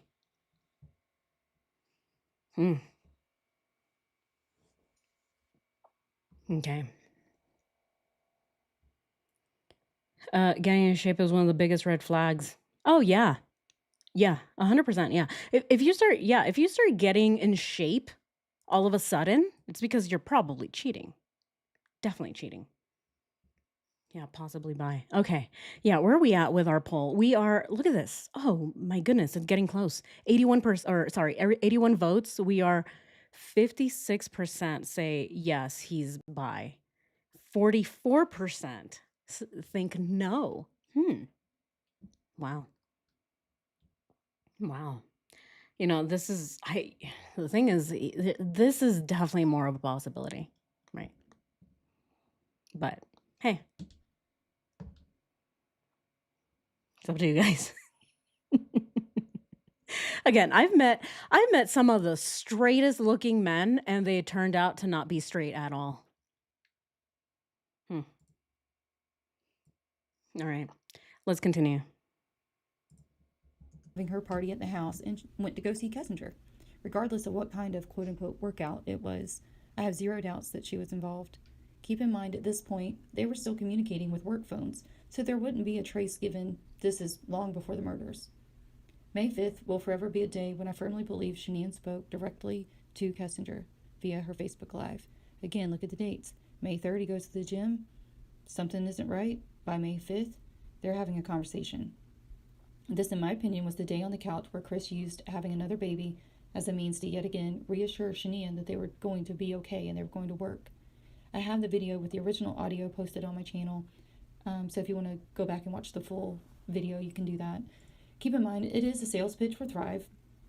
However, if you listen to the rest of what she says, if you've ever been in her shoes, you already know. Kessinger's response, in my opinion, is the creepy giggle that we hear and is noted in the discovery.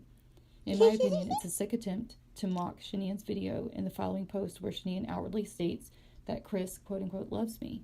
And she continues to advertise the success of the car bonus, yet it's noticeable that Chris is trying to stay far away from the phone in the videos. I've often wondered if on Purple Shirt Video Day was that when Shanian yet again intercepts Kessinger on Watt's phone, whether this is a phone call or a text message. By this time, they were getting bold and no doubt were starting to slip up. Watts tries to explain to Shanian that Kessinger doesn't have any friends and is new at work.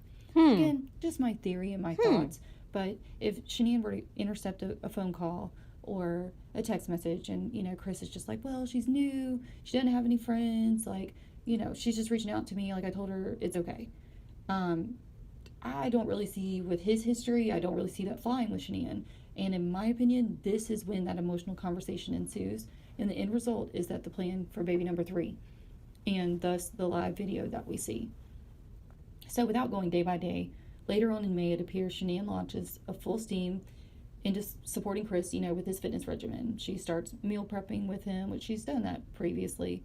But I have the cell data showing that Chris didn't only download MyFitnessPal for Kessinger. Like, he's had MyFitnessPal before numerous times, and it had been downloaded, deleted, re-downloaded.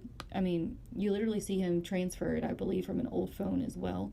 I did highlight this segment in my notes, and will definitely be bringing over the phone records that I have showing the digital data for his app downloads, and we'll go over that in the live. The positive posts keep up for a few days, and by May 24th, they cease. Her good friend Cassie arrives in town and surprises her. You know, there's a couple of days of stuff, and, you know, if you know, you know. The posts continue to cease with... Okay, she says by May 24th, the happy post stopped. Okay, let's go ahead and see what May looks like. Let's go back to May. Okay. May 24th, the happy posts stopped. Here, let's go ahead and add it. I think it's important. And we're going to put it in purple.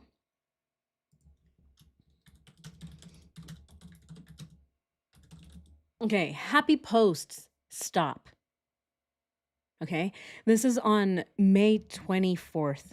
So from then on, they kind of stopped. Okay, so, were they already flirting? Okay, I think they were definitely already mingling, right? They were already talking really close, getting really close in the hallway. Coworkers were seeing them kind of, you know, being really close. What do we think? Yes. Oh, are we talking about Trent? Yeah, it's not a popular opinion, but, you know, of all of the evidence that we have, the only real thing that points to Nicole Kessinger Googling Chris is Trent Bolt's text messages to Chris Watts. So I think that we can speculate on whether they met at the gym. We can speculate on whether they met at the hospital even, but we don't have anything in writing that would indicate that they met at the gym or at the hospital. The one thing that we do have in writing are the text messages between a man that is said to be Chris Watts and Trent Bolt.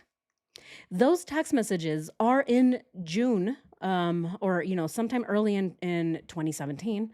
And then immediately after it, you see Nicole Kessinger Googling Shanann and Chris. So if Trent Bolt was really talking to Chris on, say, Grindr, and he told Nicole Kessinger, right, his cousin or his cousin's friend about the man, then Nicole Kessinger, I think, saw that as an opportunity to then jump on it as well. I think, if anything, that is the one clue that tells me that Chris is bi. And I think, if anything, that's probably where Nicole Kessinger learned about Chris, through Trent. It's the only thing that we have a direct connection to. We don't have a connection to anything else. Everything else is just speculation. right? And what I mean by that is the hospital and the gym. Oh, and then North Carolina, right? Like we can sit here and say, "Oh yeah, they probably met." But where is it? Like where's the text message? Where's the photo? Really the only thing we have is Trent Bolt here. Let's go ahead and just pull it up. I know we don't really talk about it much because again, we don't really know, right? Trent Bolt is weird. He's a liar. I really don't think that he ever really met with Chris. And this is where I kind of go back and forth. I don't really know what to believe about the guy. But this is right. These text messages are said to have come from Chris, right? And so look at this. This was June 27 of 2017. And then you see Nicole Kessinger Googling Chris Watts in August. So June 27th. And then she's Googling Chris Watts in August. Who knows, right? She's probably like, you're talking to that guy? Really? And then she probably started Googling him because she got curious and she's like, oh, is he gay or what? And then she probably Googled him and saw that he has a full-on family. And that's probably when she jumped on it and was like, oh, okay. If you have a chance with him, then I definitely do. Again, this is just me. This is just me. And I do go back and forth. So I'm not really 100% all that convinced, but I don't know. I tend to believe it. I do tend to believe it. Trent would have talked about Chris Watts to his cousin, which would have told NK. Exactly. Jay Coverload. Right. I think so too. Whereas Trent these days won't be willing to talk to us.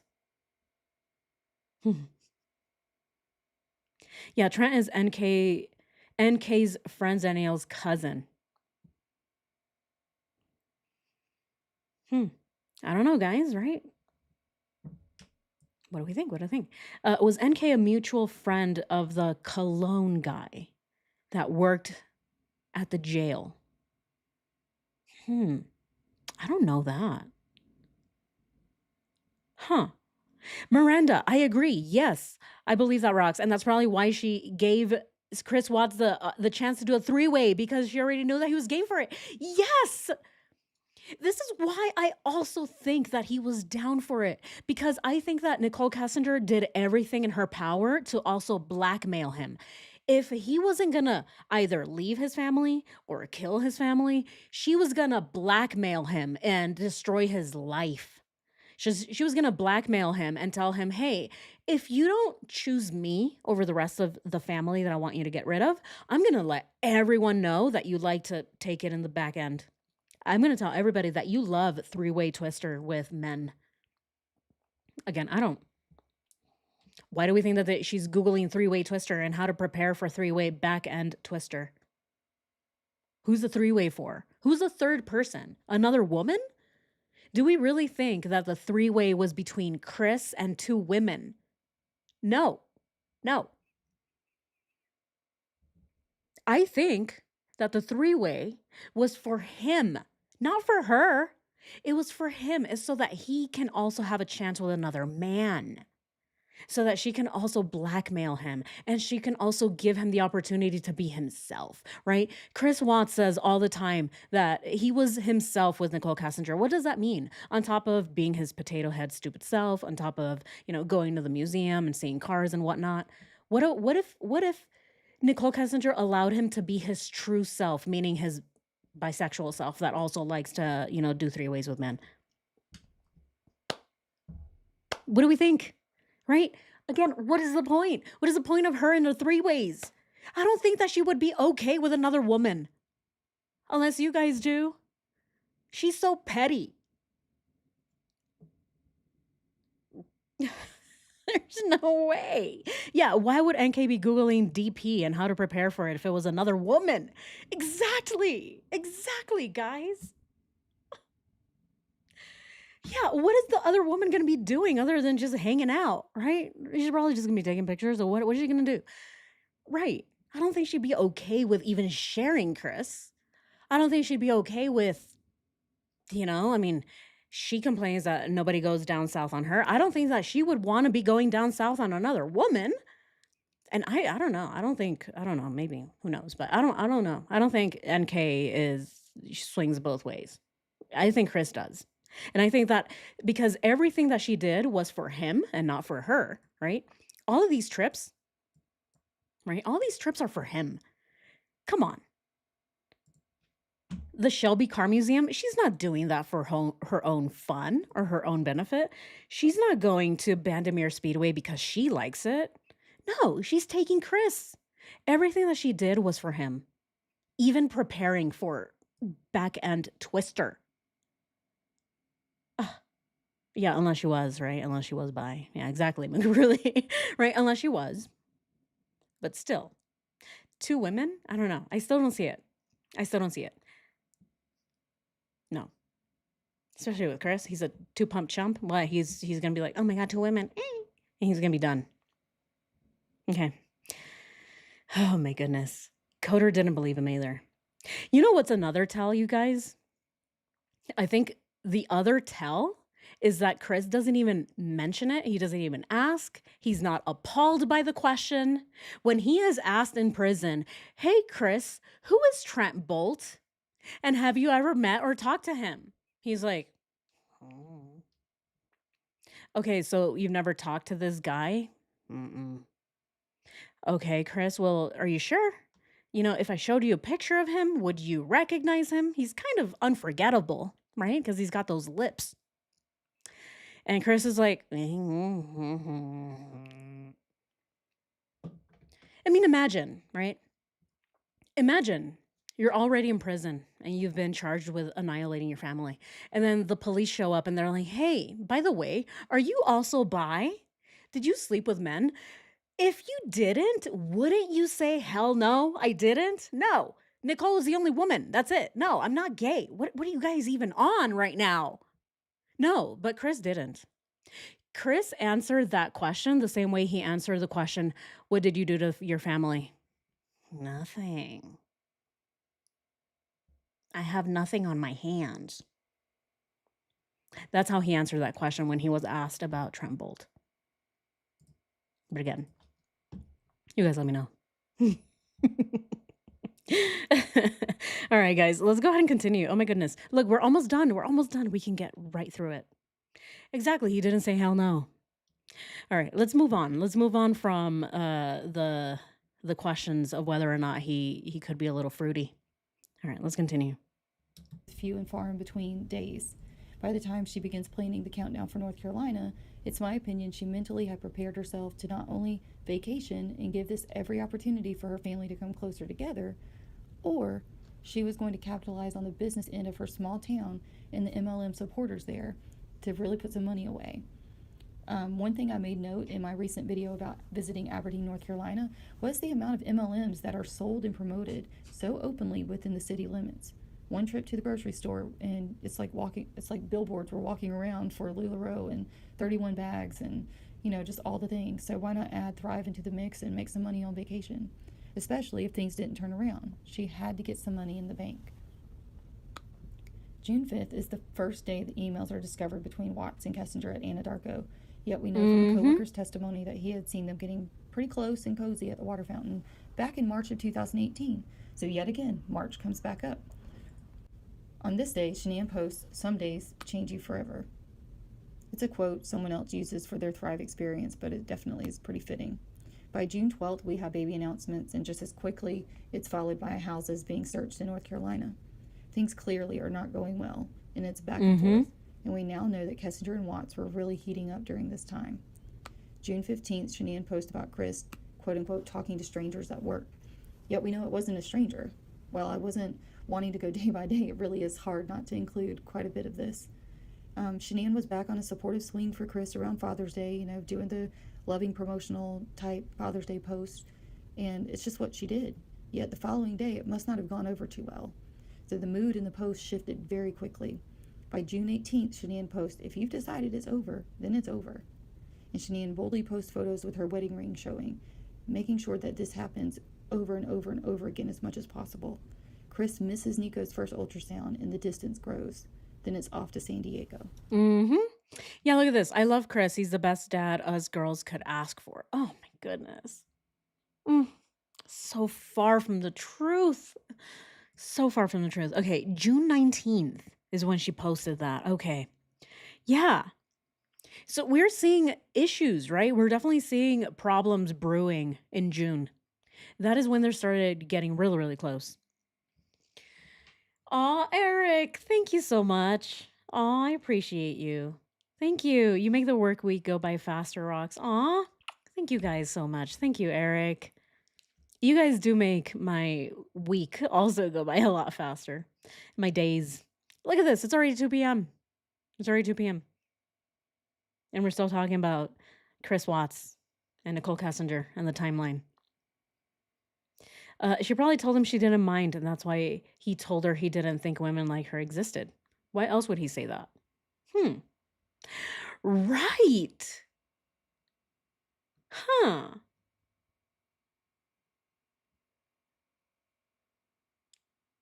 Lots of questions. Lots of questions. I don't know. We still have people.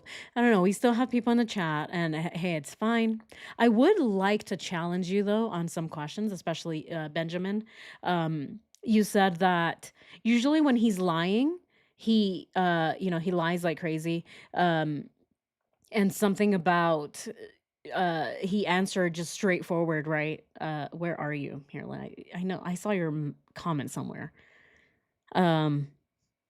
Let me see. Chris was with kids, call it a simp. No, where is it? Okay, Benjamin posted a really good statement here earlier, or a comment. Yeah, so when we hear Chris lie, yeah, I mean, he does lie constantly, right? But when he was asked about Trent, it was very straightforward. I mean, do you know this guy, right? And he's like, no. What else would he lie about, right? Like, if you are asked straightforward, did you murder your family, right? He always said no. He's like, no, no, no. And then when he's asked about Trent, do you know Trent? He just said no. It was just a straightforward answer. But he also gave straightforward answers when being asked about his family. But he was still lying. So, I don't know. I'd like to just pose that question for you, because to me, he does not sound direct. I mean, he sounded as direct as when he was saying no to killing his family. And as we know, he did. But again, I don't know. You guys let me know. Okay. And I do want to listen to that again. I do want to listen to the interview and see and listen to when he's asked about Trent. If he does say no, like direct in the way that Benjamin hears it, or if he says "Meh," in the way that I hear it, right? I hear him saying no as in yes. But again, that's just me. So I would like to hear it. All right, let's go ahead and continue. I've mentioned before that this trip will be its own video. However, I want to note the growing distance is noticeable almost immediately in the video of Shania showing off the room. While there is a lot to cover about the trip, I do believe that Miller's mother played a significant role in smoothing over the superficial differences between Watts and Sheehan, to the point that by the end of the trip, they were a little more at ease with each other. By June 26th, they fly home, and then Sheehan and the girls are off to North Carolina.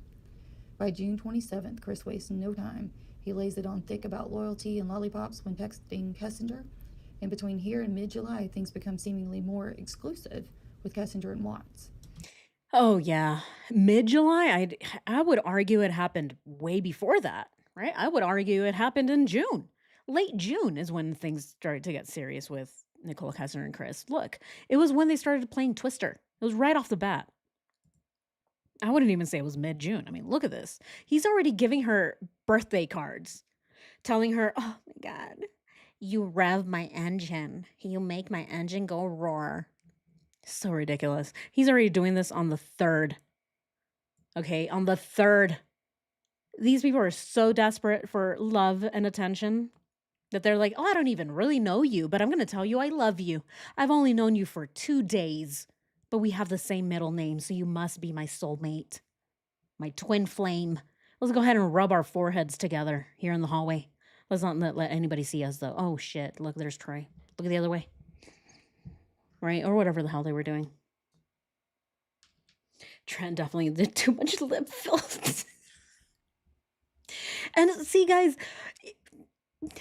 would Chris go for Trent? No, but a narcissist will go for anything that gives him attention. Okay? This is what I think. I don't think Chris even cared who threw attention at him.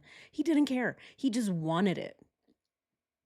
I think he just desperately was seeking attention, even if that came from someone like Trent. I don't think that he was attracted to him. I don't think that he saw something in him that he's like, oh my God, I just love those lips. They remind me of my sock. No, I don't think so. No, I think that the reason he went after Trent is because Trent gave him attention. It's just really where the attention comes from. If the attention came from, my goodness, I'm like trying to think of somebody. I don't know.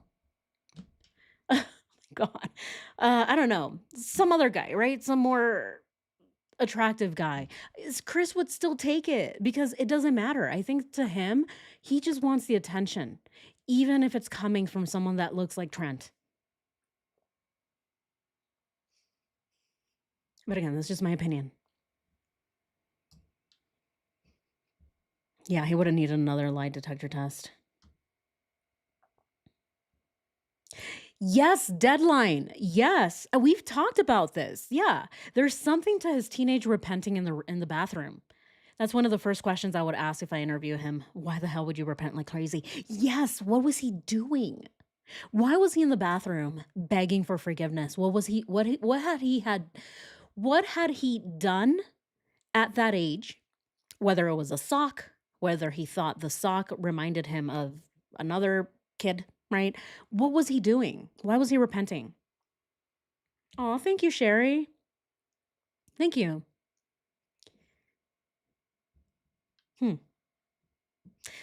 Yeah, too bad they don't have Zapper for pathological liars. Yeah, Julie. Yeah. Julie. I don't either. I don't believe a word Trent says. Yeah, this is my stance, guys. I don't believe a single word Trent actually told police.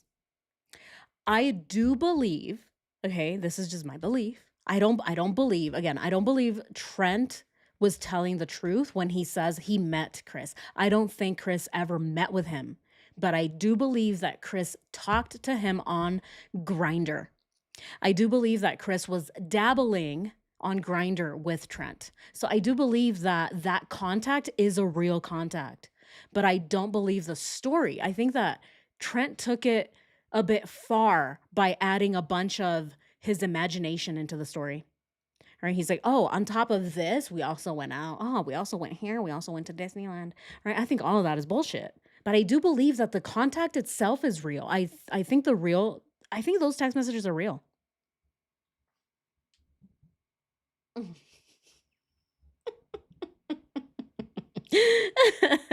Thank you so much. If you like pina coladas, thank you. Thank you for the super chat. They remind me of my sock. Oh, Britt, thank you so much for being a member. Thank you for being a member for 3 months. Wow. Sherry, thank you so much for being a member for 4 months. Very informative information today, Rox. Nice job. Oh, thank you. Thank you. Yeah, I try to switch it up. I know that we've been on the Nicole Kessinger rabbit hole here for like the past 2 weeks. So I just wanted to change it up and look into something that we hadn't looked into before. You think Trent was a plant? Oh, okay, Julie. I think Trent was a plant by NK. Smart Survival, thank you so much. Thank you so much for a super chat. I'm destroying all my sock puppets. Oh no, don't destroy them. No, if they're not old and raggedy, you don't have to destroy them. It's just the old and raggedy ones, right? There were the stiff ones too. All right, guys, let's continue. They are openly going out to museums and movies together. By July 16th, Shanann's visiting Camping World in North Carolina. I've shared previously my thoughts on this as being this is a legit option for a single mom getting back on her feet.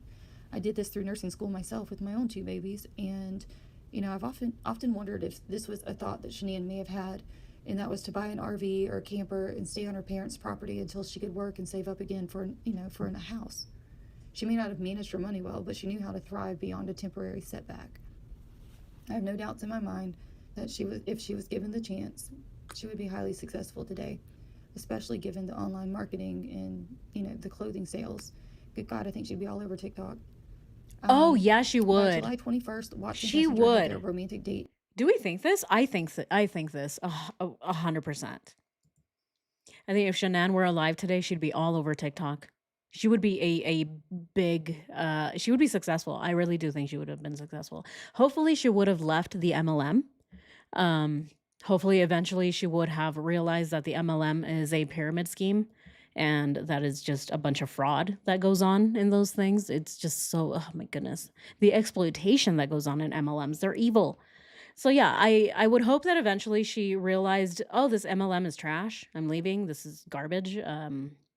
It's nothing but exploitation. But then she would have opened up her own business, hopefully, right? But yeah, I definitely think she would have eventually.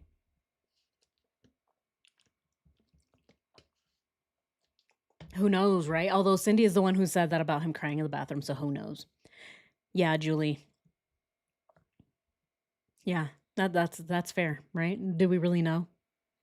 Or is it something that Cindy was just making up, trying to say, oh, my kid, my son, he never even rebelled.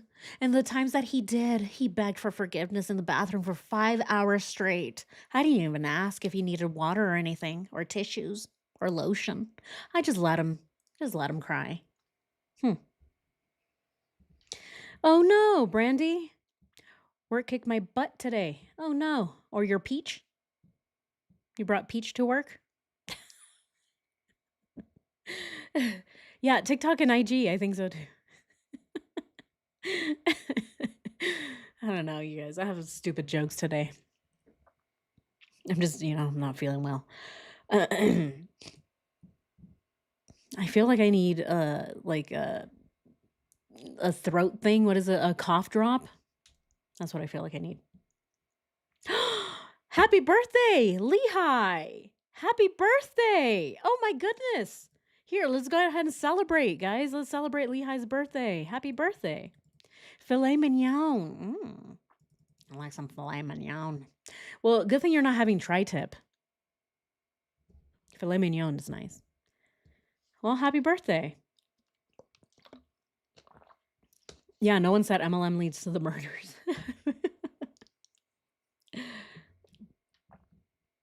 All right, guys, let's continue. We're almost done.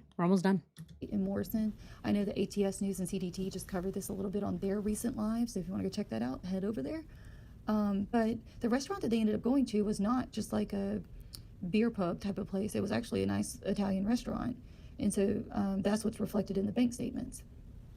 And the rooftop place they seem to have dined at, reflected the following searches because Kessinger then searches man I'm having an affair with, says he will leave his wife.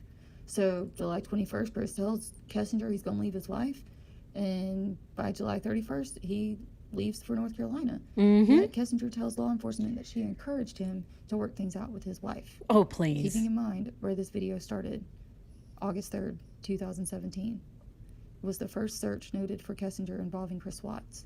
Now, 1 year later, when he's supposed to be working on his marriage, watch just how much this heats up around this time period. And this is what I believe is Kessinger and Watts' dating anniversary. Chris arrived in North Carolina very cold towards Shanann and to some degree of separation from the kids. He wanted nothing to do with Nico, nor cared to ask how Shanann had been doing. August 3rd is when Shanann makes note of Chris changing his phone wallpaper to the sand dunes, and the following day. This is their dating anniversary, August 4th? Okay, we need to put that in the calendar. Do we not have that in there? I don't think I do. August 4th. We don't. We don't have it. Oh my goodness. We have to add that. So it's their dating anniversary, right? It's not their wedding? Or are we...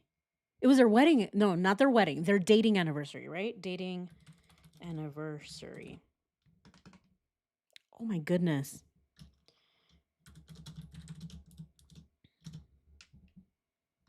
I'm gonna put it in purple. Anything regarding Shanann will always go in purple. Okay, so yeah, see, perfect. Okay, look at, okay, oh my God.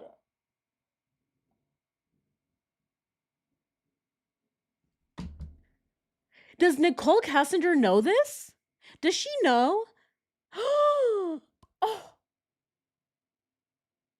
does she know that it's their dating anniversary? On the same day, she's Googling Chris and Shanann's Facebook. Look at this. She's Googling them. I bet it's because she's probably going insane, right? She's going crazy. She's like, oh my God, it's their dating anniversary. I wonder if he's taking her out. Oh my God. Did he make chicken and carrots for her too? Who knows? Ugh. I think she means NK and Chris's dating anniversary. Wait, what? NK and Chris? Oh, you mean from like 2017? From 2017? Are we talking about, is it Chris? Okay, hold on. Okay, hold on. Okay. You guys are saying maybe we're, okay. Let's go ahead and listen to it again then, because you guys are saying, okay, it's not that. Whose dating anniversary? It was the first search noted for Kessinger involving Chris Watts. 2017. It was the first search noted for Kessinger involving Chris Watts. Now, 1 year later, when he's supposed to be working on his marriage, watch just how much this heats up around this time period. And this is what I believe is Kessinger and Watts' dating anniversary. Oh, that's what she believes is Kessinger and Nicole. Oh, I get it. Or sorry, Kessinger and Chris Watts' dating anniversary. Oh, I see. Oh, So August 4th is what she believes, the creator thinks is Nicole and Chris's dating anniversary. Oh, okay. Let's go ahead and remove that then. So that's wrong. When is their actual wedding anniversary? Do we know? I think we do need to add that in here because, okay, here, we're going to go ahead and delete this one because it's not correct. Okay. So forget everything that was said for the past like 10 minutes. Oh my gosh, today is August 4th. Oh my goodness. Oh shit. Oh my God. It can't be. No way. Yeah, exactly. Okay. Good catch, guys. Good catch. Okay, so when is Chris Watts and Shanann's dating anniversary then?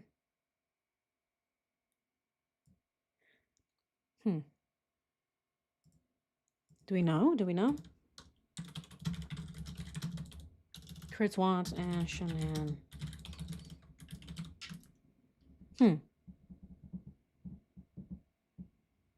When is it? Okay, so they got married November 3rd.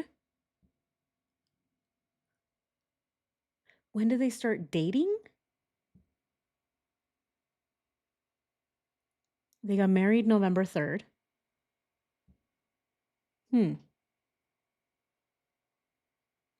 Around what time was Shanann seeing that weird person in her live stream? Wasn't it November? Wasn't Shanann didn't she have that live stream in November? Okay, because look, this is the reason I'm asking is because of this. Okay, the anniversary post. In November of 2017, Shanann celebrated their 5th wedding anniversary online. Okay, writing that marrying him was the best decision of her life. And then, wasn't she getting the weird faces in November? Oh, it was around Thanksgiving. What anniversary did Shanann say Chris blew off? Yeah, this is...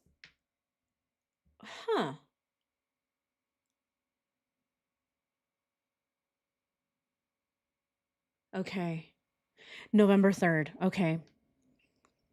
So it was around Thanksgiving then that those weird live streams were happening, right?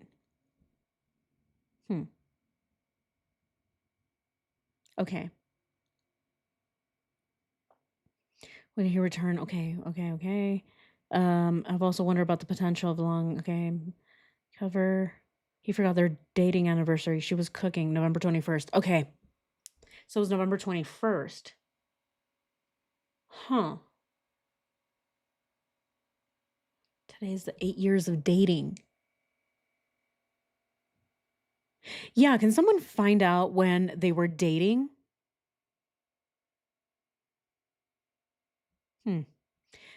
Okay, let's continue.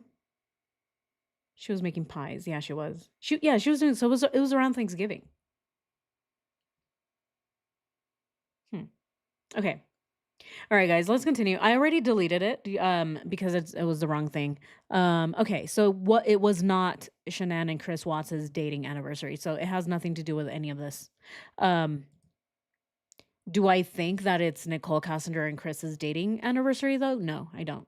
I really don't think that they met in 2017.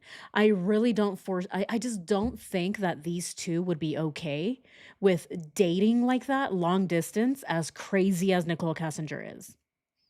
And as thirsty and desperate as both of them are. I just don't see it. I don't see it. Their first date was at a movie theater. They watched The Night of the Museum. The first date took place in 2010. Right, but do we know the month? Do we know the month, the day? All right, here. Let's go ahead and keep playing this. And then you guys let me know if you have it. Chris arrived in North Carolina very cold towards Shanann and to some degree of separation from the kids. He wanted nothing to do with Nico, nor cared to ask how Shanann had been doing. August 3rd is when Shanann makes note of Chris changing his phone wallpaper to the sand dunes, and the following day on 8/4, Cassinger is searching over 2 hours for wedding dresses, and then she looks up both Chris and Shanann's Facebook pages. It's also during this time that Chris is spending time with his parents and writing the note. Yep. August 7th, Chris says, Yeah, okay, so all these things are happening on August 4th, right? August 4th is a very important day because a lot of things are happening. It's beach day, right? So Nicole is, she's still stalking the family, right? She's stalking him because they're at the beach. So she wants to see if Chris is having fun. She wants to see if Chris is hanging out with his kids, taking photos with Shanann and his in-laws and stuff. And that's what she's doing. And she's also Googling the wedding dresses. I wonder if she's also Googling wedding dresses to guilt trip Chris. What do we think? She's probably at the same time Googling so that she can be like, oh, look, Chris, this is what I've been doing the whole time you've been gone, because you promised that we were going to get married. What do we think? Here, let's go ahead and look at August 4th. What is she doing on August 4th? August 4th. Look at this. Okay, so she's talking to Jim the whole time. She is coping hard. Look. In the AM, and then she's talking to Jim. Right? Look at this. Back to back. Voicemail deposit, 29 minutes. And then she talks to Chris for 42 minutes. And then immediately she calls Jim. What for? What is she calling Jim for? Oh my God. Chris is in North Carolina with his family. Do you think he's going to leave them for me, Jim? What do you think? I wonder. What are the questions that she's asking? Okay. Where are you guys at? She's such a psycho. Okay. NK was with someone else, so it was okay. So she wasn't and demanded Chris Watts and the marriage too. Oh, you think NK was okay with it because she was still with somebody else? Yeah, she was with Sean, right? Wasn't she with Sean at the time? Started dating April. Oh, is that really it? April 2010? Do we have is that the right month? See a deadline? Is that the right month? Okay. It's April? Okay, so wedding or is that their dating anniversary? March. Okay. Man, okay. Okay, I guess we'll just hold off on that then until we have an actual date of when they started dating. All right, let's go ahead and continue. Because he doesn't want Nico and only wants the girls. And that brings us to 8/8. 8/8, in my opinion, is the day when Chris finds himself caught in the midst of not one, but two furious, infuriating females. 8/8 is the day Chris will see Nico for the first time via ultrasound, and yet it's also the day Kessinger is searching for wedding dresses. I don't believe this is a coincidence. Chris tells Shania they aren't compatible any more than he wants a divorce, but not right away. He also refuses counseling at this time.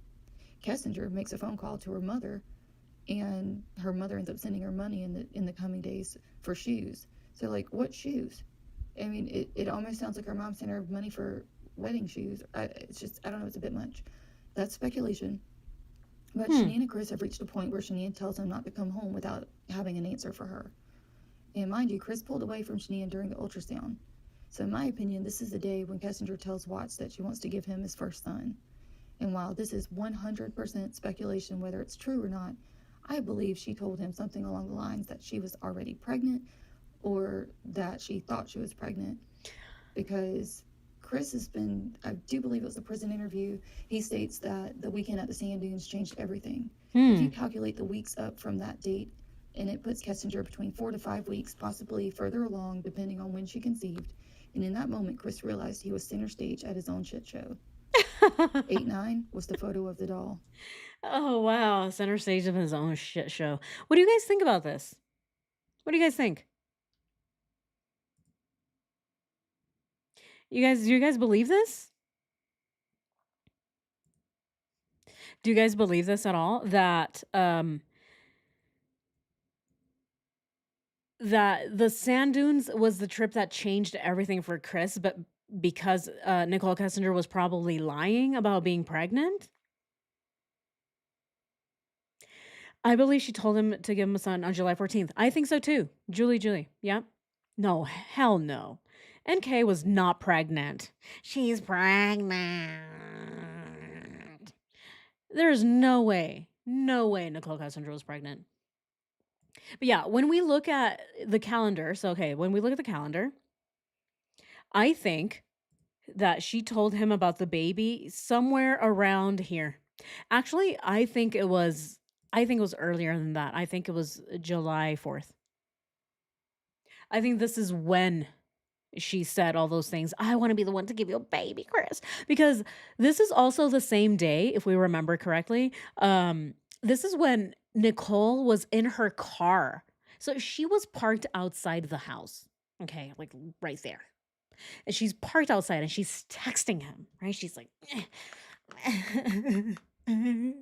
right? And I think that the whole time that she's doing that, she's pissed because she just walked around the whole house and saw all the things that he has with his wife, and she's obviously envious. But she also saw that Shanann is getting ready to bring a baby into the world, a boy on top of that. And I believe that it happened on the 4th when Nicole Kessinger is texting him from her car. And she's like, no, you're not going to make me go back in there, Chris. I will not be second fiddle, Chris. Yeah, I think it happened on the 4th. But I don't know, right? It's pretty interesting to think that because Chris says, oh, the dunes changed everything for me. And then he also did change his background photo to the sand dunes. So it means that the sand dunes was very important for him. This is the trip that absolutely did it for the man. But I don't think it's because of the baby. I don't think it's because he thought that he got Nicole Kessinger pregnant. I think that this trip changed his life because it was so fun. I mean, it was fun for him. This was the first time ever that a grown-ass man got to play in a giant natural sandbox with the girl that lets him, do things to her rear end. And he also went hiking, right? He went hiking. He went to the dunes. He saw the night sky for the first time. No light pollution. Oh, look at Chris, the Milky Way. Who knows? They probably also went to, the hot springs. So all of these things were new experiences for Chris. I think that's why he was so in love. I don't think it has anything to do with the baby. But you guys let me know. What do you think? Do you think she was pregnant? Here, let's go ahead and ask the chat. I'm going to ask you guys. Do we think Nicole Kessinger was ever pregnant? Ever. Ever, ever. By Chris, okay? By Chris. I don't mean by another guy, right? I mean by Chris. I just want to see what you guys think.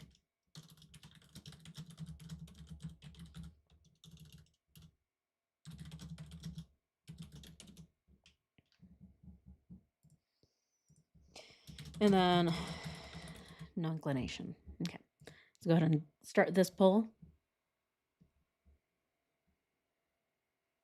Yeah, exactly. He got to build sandcastles. Sandcastles for the first time. And again, he had no responsibility. Nothing. He was just having a blast. Zero responsibility. He didn't have to do anything. He didn't have to run home and put the girls to bed and do this and do that and turn their rain machines on. No. He was just spending the time of his life with this woman. Yeah, she used it as a ploy. Kind of, sort of, pregnant. Are you pregnant? Kind of, sort of. All right. Let's continue. The day when Kessinger tells Watts that she wants to give him his first son. And while this is 100% speculation whether it's true or not, I believe she told him something along the lines that she was already pregnant or that she thought she was pregnant. Because Chris has been, I do believe it was a prison interview, he states that the weekend at the sand dunes changed everything. And if you calculate the weeks up from that date, and it puts Kessinger between 4 to 5 weeks, possibly further along, depending on when she conceived. And in that moment, Chris realized he was center stage at his own shit show. 8-9 was the photo of the doll. And by 8-10, Shanann reaches out to Ann Meadows about selling the house.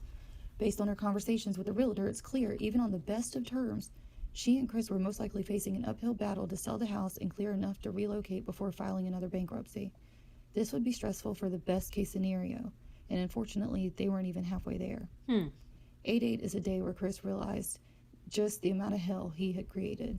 Even if Kessinger wasn't expecting, on that day, the stress from dealing with Kessinger and Shanann, dealing with the house, looking at the bankruptcy, that would explain the apparent turnaround that he was experiencing. And this day is where my theory pretty much splits into several different positions. Okay. I believe on 8-8, Chris knew that one way or another his life was about to change. One theory I have is that Chris was returning to Shanann and the kids. He was pulling away from Kessinger. We see this happening. She even states it. He was growing a disinterest in apartment searching with her, and he was actually helping Shanann look for a home. He had given Shanann some ideas of where he wanted to live. Huh. This is intriguing. Do we think that he was pulling, I kind of do see that, right? I do see that. I see that Chris was kind of wishy-washy. But I don't think he was wishy-washy on the 8th. I do agree. I do agree with the video. I just disagree with the dates. I think that Chris was still wishy-washy in July, but he was no longer wishy-washy in August. When he wrote this letter, he already was planning on killing his family. He already knew. He's like, he already had decided by this day that he's going to be with Nicole. He already knew. So yes, I do agree. I do think that Chris was kind of on the fence. He's like, I don't know if I want to murder my family. Oof, right? But he felt the pressure from Nicole, especially because she's going to blackmail him. She's going to tell everybody the things that he's been doing, all the drugs that they've been doing, all of the back end twister they've been playing with other guys, all these things that Nicole Kessinger could be throwing at him. And so, yeah, I think it's possible. But I think that this is why Nicole Kessinger got desperate, right? I think this is why she did all of these last minute things. And this is why the lazy dog was the turning point for Chris. Because I think maybe if he had already decided he's going to kill his family this week, I mean, yeah, it's still the plans are still in the works. But Nicole was still a little bit insecure, right? There's still that 0.1% that Nicole felt, okay, I don't know if this man is actually going to do it. So I think the very last thing that she could do is blackmail him with the twister, the bag and twister, and the lazy dog, and a bunch of other things. Who knows what else she did on this Saturday? But I think she got desperate and she said, you know what? You either do it or you don't, but I'm going to do it for you. So, hey, desperate times call for desperate measures, you guys. She'll do anything, in my opinion. He states he should have never gone to the lazy dog that night and very well could have been waiting up for Shanann to give her a hug, make sure she, made it home safe. And even with the lazy dog, go ahead and have that conversation, and then just they could talk it out, they could work through it in the morning, and they had a trip planned for just the two of them to reset and refocus, because that's how they do things. Cassinger went off the deep end, as any textbook stalker would, and that results in she showed up unannounced and all hell broke loose that night, or she showed up that morning after Chris left for work to confront Shanann. And in my opinion, that is very likely. Another one is that Chris solidified the plan at the lazy dog with Kessinger. Yeah. And then tried to back out during the 111-minute phone call. But it was too late because Kessinger was determined. Mm-hmm. These are a few of the several working theories that I... Yep. See, that is the second theory is the one that I am working with, right? That is my theory, that it was solidified at the lazy dog. And the 111-minute phone call, I don't think was Chris trying to back out. I think it was Nicole Kessinger solidifying the plan with him, making sure that he knows exactly where he needs to be, right? Because again, if she's the mastermind and she knows how stupid Chris is, then she has to be the one to hold his hand throughout this entire plan. And so 111 minutes, I think, is enough for her to ask him questions. Okay, Chris, what are you going to do? When I arrive, what is your move, right? If you get caught, what are you going to say, right? These are the things that I believe that they talked about for 111 minutes. But that's because they had already planned it. They had already planned it at the lazy dog. So I'm with theory number 2. I'm with theory number 2. Exactly, Eric. Yes, going over the script. Right. Because the words that they use are almost the same. They use similar words, similar verbiage. It's almost verbatim, right? Like the things that Nicole is saying versus the things that Chris is saying, and then how she starts and stops her sentences and then says, "Oh, he might tell you something else though, but this is what he told me." Right? She's doing those things because I think that they were talking through the script.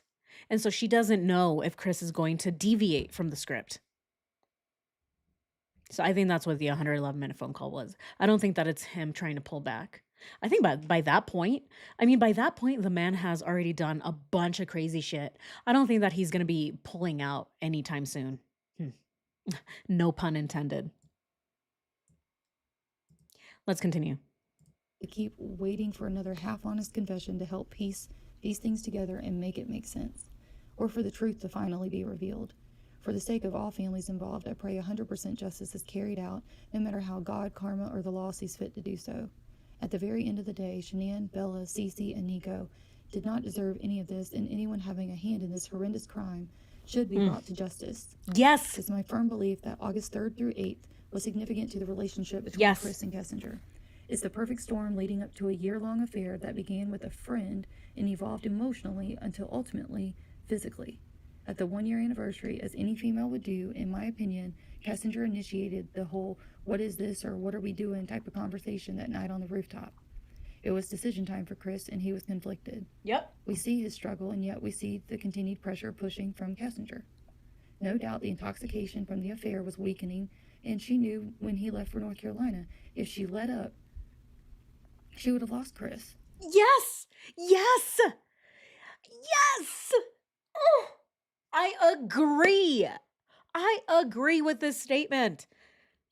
This is why I think that she prepared and planned this elaborate trip to the sand dunes. Why else would she do all of this? Why? It's because she knew that Chris was going back to North Carolina, right? What does Chris say? He says, out of sight, out of mind, right? The whole time that he was with Nicole Kessinger, he was able to go on with the affair because he wasn't seeing his children. He didn't see them. He didn't see photos of them. He didn't hang out with Shanann. He didn't even spend time in his own home to feel his family's presence. And so I think that Chris going back to North Carolina made Nicole Kessinger so anxious because she's like, holy shit, what if he does have feelings as soon as he sees them back in North Carolina, right? And so I think this is why she planned such elaborate trips. She's like, oh my God, I need to give this guy the plan or the trip of a lifetime. I need to take him to the sand dunes and do all of these crazy things that he's never done before because I need to send him off knowing that his better option is back here in Colorado. Right. Yeah. She was love bombing him. Absolutely.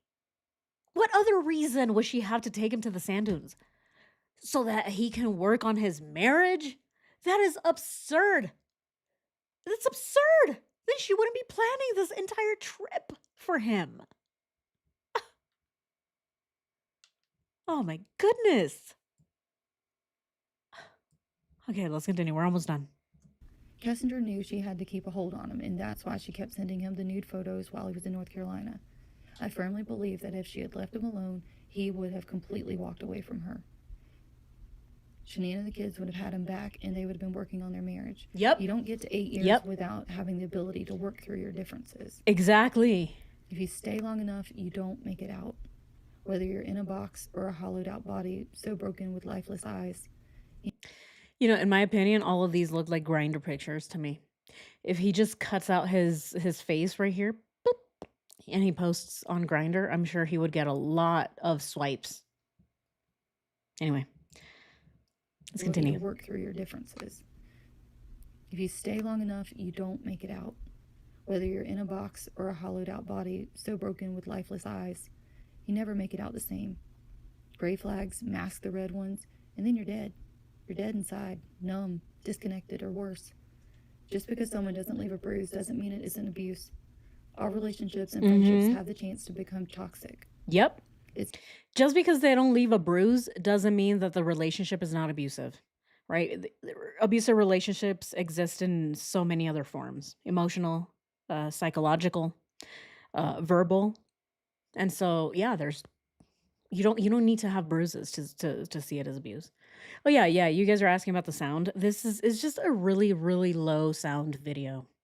I have it up all the way, and it's still really low. so important to recognize these behaviors not only in others but in ourselves and work to change. Most adults today are walking abuse billboards, commonly lashing out defensively, as each has learned throughout life. I believe wholeheartedly Shanann was doing some deep reflections on how she treated Chris and was ready and eager to do better. She was aware they needed a change. Unfortunately, she ran out of time. Mm. When you know better, you do better. Yep. Don't accept perpetual Exactly. Yeah. I like that last statement. ran out of time. When you know better, you do better. When you know better, you do better. And that's so true. It is so true. Had she known that Chris was a piece of shit, she would have done better. But she didn't know because Chris wore a mask. Everyone thought that Chris was an angel. Oh, he's not even capable of hurting a fly. Wow. He ended up stuffing his girls into oil tanks. Crude oil in the hot summer sun in August in Colorado. I mean, my God. Talk about hurting a fly. Oh, man. Okay, guys, we're done. Holy shit. That was a lot of information. Okay, I ended the poll. Do you think Nicole Kessinger was ever pregnant by Chris Watts? 83% say no. 12% no inclination. Look at that. 5% say yes. Really? 5% out of 78 votes. So a few of you think that she was pregnant by Chris. I don't think so. No way. No way. I think that she probably, if she told Chris that she's pregnant, it was to manipulate him, right? It's probably why Chris hasn't ratted her out yet, right? That's probably the reason that she's still free, because Chris thinks that he has a son with her, so he wants to protect her. So ridiculous. Okay.